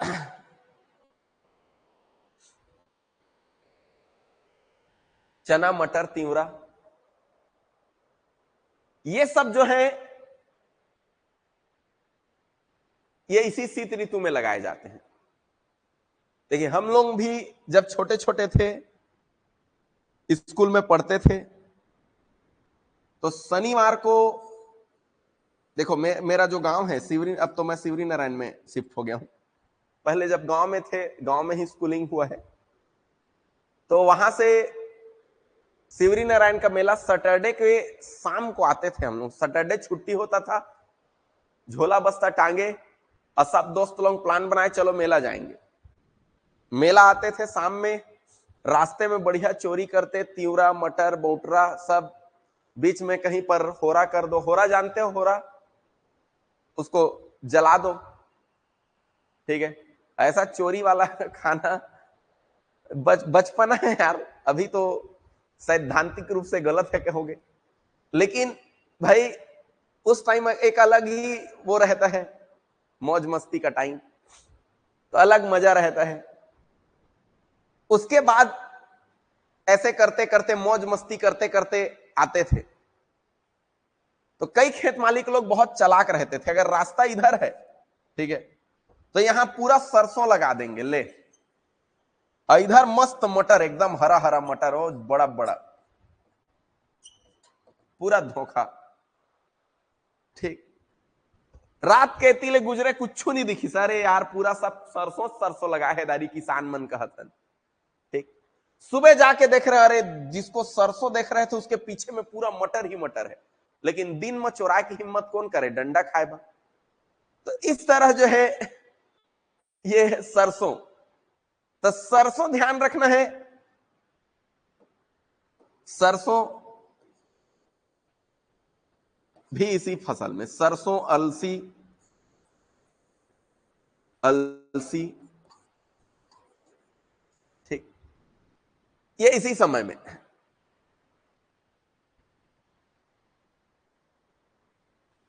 तो इस तरह ये ध्यान रखना है, चना, मटर, तिवरा, सरसों, अलसी, इस तरह के चीजें जो है इस मौसम में होते हैं। इसके साथ साथ आपको याद रखना है एक सूर्यमुखी। देखो सूर्यमुखी को कैसे याद रखोगे? सूर्यमुखी को याद रखना आप, रवि, रवि पर्यायवाची है सूर्य का, रवि पर्यायवाची है सूर्य का, तो सूर्यमुखी याद रखना। यहां ध्यान रखना, ये दोनों बार बार पूछा गया प्रश्न है, ये दोनों, ठीक है। आज से 10-12 साल पहले की बात है, मैं तैयारी नहीं किया था, पहली बार एक एग्जाम दिया था, उसमें प्रश्न पूछा था, निम्न में से कौन सा फसल रबी फसल में बोया जाता है? धान लगा दे। तो अब सोच सकते हो, मतलब उस लेवल से था मैं जो कुछ नहीं जानता था, और फिर इस लेवल में आया जिसमें कई एग्जाम निकले। उस लेवल से इस लेवल तक पहुंचने के लिए आपको क्या करना पड़ता है? मेहनत करना पड़ता है।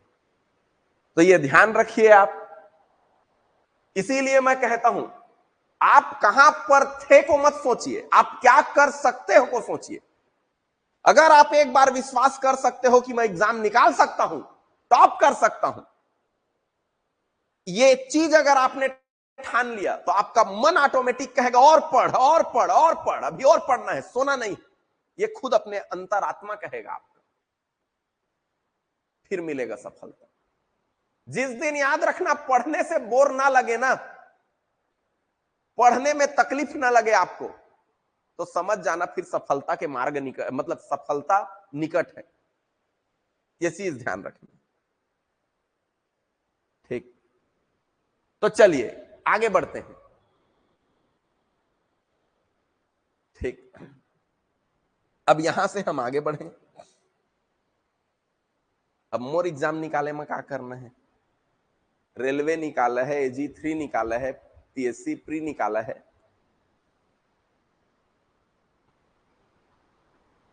ITI वाला एक हॉस्टल वार्डन था, उसमें रैंक 70 आया था।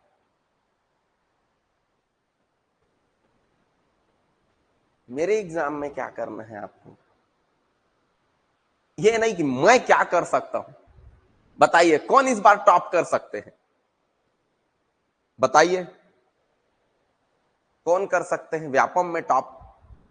50,000 रुपए दूंगा नगदी, नगद एडीओ में टॉप करना है। Top 10, top 10। हाँ तो करो मेहनत। जितना आपको पढ़ाया जा रहा है वो अच्छे से पढ़ो। आपके पूरे टेस्ट सीरीज पूरा डाल देंगे आपको। क्वेश्चन पेपर प्रैक्टिस करो बार बार। टेस्ट सीरीज डाल देंगे आप लोगों को। उसके टेस्ट सीरीज आपके क्वेश्चन में डलेंगे, उसमें मैं एक और ऑप्शन दे दूंगा इस बार कि आप जितना बार चाहो उतने बार टेस्ट दिला सको। बार बार प्रैक्टिस करना, ठीक है? चलिए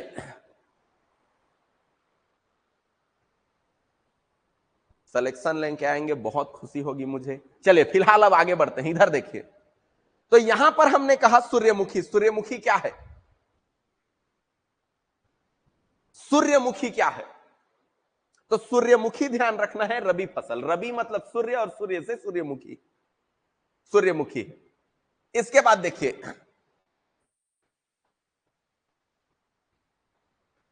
अगला फसल है जायद फसल।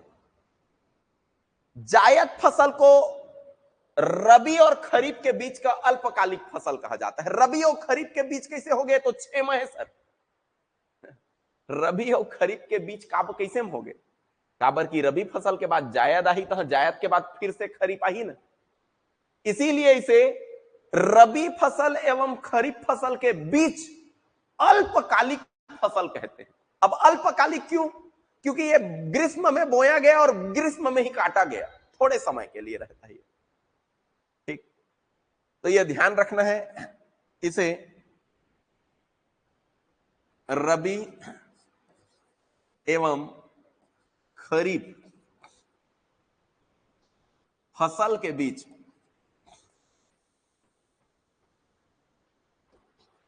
अल्पकालिक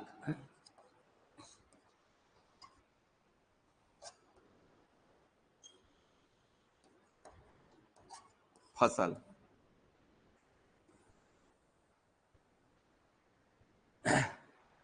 ठीक है? यह ध्यान रखना। इसके बाद इसमें तरबूज, खरबूज, खरबूज, खीरा, ककड़ी, ये इसी मौसम का है। तरबूज मतलब कलिंदर, खरबूज मतलब बोंगला, खीरा ककड़ी तो जानते ही हैं। ये अब मैं इसीलिए कहा कि बारिश का इसे, सर इसे क्यों नहीं करते सर, ग्रीष्म में बो के बारिश में क्यों नहीं काटते? अब देखो ये सब तरबूज, खरबूज, खीरा, ककड़ी ज्यादातर अभी नदियों में लगाए हुए हैं, नदियों के रेत में, नदी आसपास में। अब बारिश आएगा तो नदी जानते हैं आप, बहाव चालू हो जाता है। अभी नदी में पानी नहीं, कुछ कुछ थोड़ा थोड़ा पानी है, उसी से सींचते हैं, गड्ढे गड्ढे में पानी रहता है उसी से। अब सोचिए अगर यह तरबूज, खरबूज, खीरा, ककड़ी अब बारिश आएगा तो सब एती महानदी हमर पूरा बुहा जही गए, सब मेहनत था। तो इसलिए ये ध्यान रखना है, ये अल्पकालिक जायद फसल है, अल्पकालिक फसल है। और इसके लिए हमें ध्यान रखना है खीरा, ककड़ी, तरबूज, खरबूज। खीरा, ककड़ी, तरबूज, खरबूज इसमें शामिल है। आया बात समझ में? तो अब हम आगे बढ़ते हैं और ये है, इतना ध्यान रखना है। इसके बाद फसल आता है उपयोग के आधार पर। उपयोग के आधार पर 4 प्रकार के फसल होते हैं।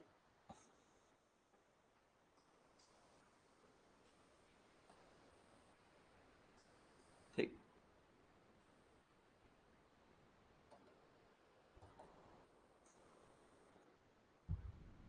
पहला खाद्यान्न फसल,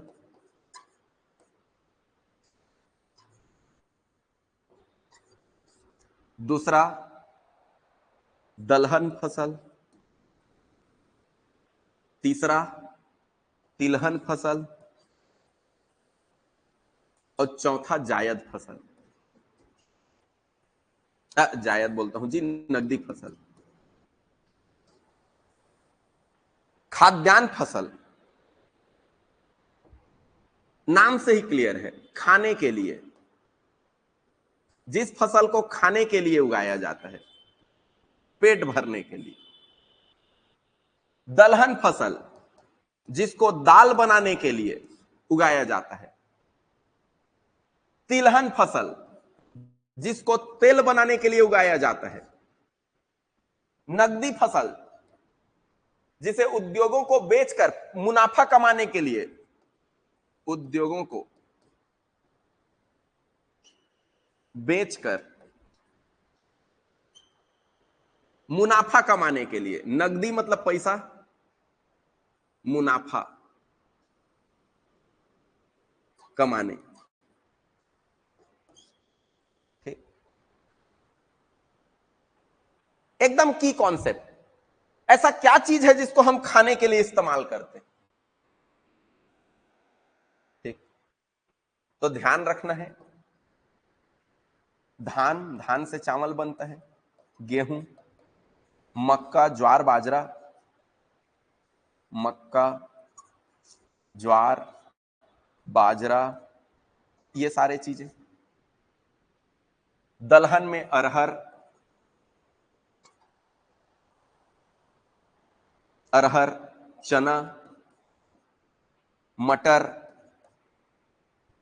तिवरा जिसको लाखड़ी भी कहते हैं, मूंग, उड़द,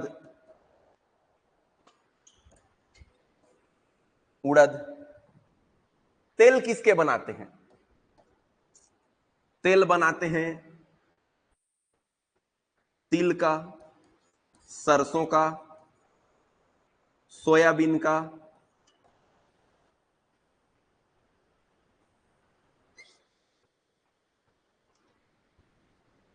ठीक है, मूंगफली का।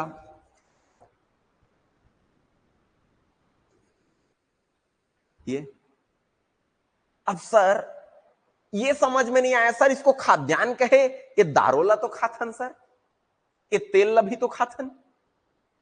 अच्छा, भूख लागते तो का कथन? मम्मी दार दे तो पीहा वो, ऐसे कहते हैं।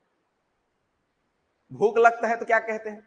मम्मी तेल दे तो पीहा, ऐसे कहते हैं? नहीं, भूख लगता है तो मम्मी रोटी दे, मम्मी चावल दे, ऐसे कहते हैं। इसका मतलब यह ध्यान रखना है, यहां से आप पेट भरने के लिए इनका इस्तेमाल करते हैं। धान के चावल, गेहूं, मक्का, ज्वार, बाजरा, बाजरे की रोटी बनते हैं, ये सारी चीजें। ये हालांकि हम इसको ज्यादा इस्तेमाल करते हैं। ठीक है, ये मक्का सत्तू वत्तू बनता है उधर। ठीक है, तो ये सारी चीजें हैं। अब हम बात करते हैं दलहन। अब इसको क्या रटना है यार, इसको रटना पड़ेगा। क्या क्या चीज का दाल बनता है, रटना पड़ेगा। अरहर का दाल खाते हैं सब, ठीक है। चना, चना से वही बेसन, बेसन किससे बनता है? चना दाल से बेसन बनता है। चना दाल का कहीं कहीं सब्जी में भी इस्तेमाल कर देते हैं। मटर, तिवरा, मूंग दाल, उड़द, एमन के मूंग और उड़द के बड़ा बनते, ठीक, तो ये बड़ा के लिए। इधर तिल, सरसों, सोयाबीन, मूंगफली, एमन के तेल बनते। तिल के तेल जानते ही है, पूजा वूजा के लिए इस्तेमाल करते हैं। सरसों तेल खाते ही हैं। सोयाबीन तेल जिसको रिफाइंड ऑयल कहते हैं ना, रिफाइंड ऑयल, वही सोयाबीन तेल है। अब मूंगफली, फल्ली तेल सुने होंगे, तो वो फल्ली तेल, ठीक। तो इस तरह तिलहन, तिलहन मतलब जिससे तेल बने। अब नगदी फसल, ऐसा फसल जिसको हम किसी उद्योग को दें और वो कोई दूसरा चीज बनाए, जैसे गन्ना। अब ये मत कहना सर गन्ना को तो उधर खरीफ फसल कहे हो, इधर हम उपयोग के आधार पर पढ़ रहे हैं कि इसका कैसे उपयोग कर रहे हैं कह के। अब गन्ना, गन्ना को हम उद्योग को देंगे तो शक्कर बनाएगा, गुड़ बनाएगा। कपास, कपास को उद्योग को देंगे तो कपड़ा बनाएगा। तंबाकू, तंबाकू उद्योग को देंगे तो वो बीड़ी बनाएगा, सिगरेट बनाएगा। अफीम, ये अफीम तंबाकू की खेती आप नहीं कर सकते ना, इसके लिए लाइसेंस चाहिए। अफीम ये भी नशा चाहिए, नशा का है, लेकिन इसका इस्तेमाल मेडिकल में भी होता है, तो दवाई बनाने के काम आएगा, ठीक। चाय, चाय पत्ती, ठीक। कॉफी, ये सारी चीजें, ये सब जो है नगदी फसल है, जिसको हम उद्योग में इस्तेमाल करते हैं, फिर उससे कोई दूसरे प्रोडक्ट बना के हमें बेचे जाते हैं और इससे हमें पैसा कमाते हैं, ठीक। ये नहीं कहना नहीं सर गन्ना लत हमन खाथन भी, सर खाथस बने करथन, लेकिन मूल रूप से होकर जो खेती होते वो शक्कर के लिए होता है। इसी तरह ये ध्यान रखना है, एक फसल होता है बागवानी फसल। बागवानी फसल, ये बागवानी फसल अलग ही कैटेगरी है, जिसको हम अपने बाड़ियों में लगाते हैं, बागों में लगाते हैं, बाग बागवानियों, बगीचे, बाग बगीचे एवं बाग बगीचे एवं बाड़ियों में बोए जाने वाले फसल, एवं बाड़ियों में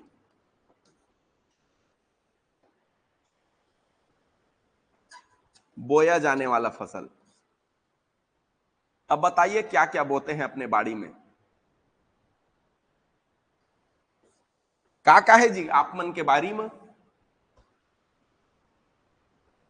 बतावा भाई।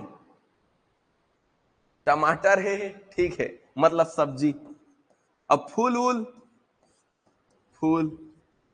अब बिही अमरूद, मतलब अमरूद, बिही अमरूद है, आम है, मतलब फल भी हावे ना, फल। ए हो गए, ठीक। तो अतका हमन कथी, और पहाड़ साइड में चाय कॉफी, ठीक।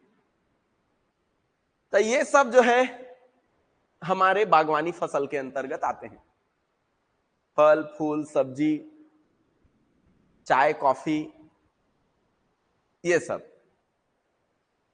हाँ, इमली आलू संतरा सब फल में आगे ना यार, आलू मन सब्जी में आगे, अब अलग अलग थोड़ी लिख बे। चलो ठीक है, इतना रटने का कुछ नहीं भाई, ये सब चीजें हम देख रहे हैं आसपास अपने बाड़ी में, अपने खेतों में, वही सब चीज है, तो इतना जान लेना, ठीक है।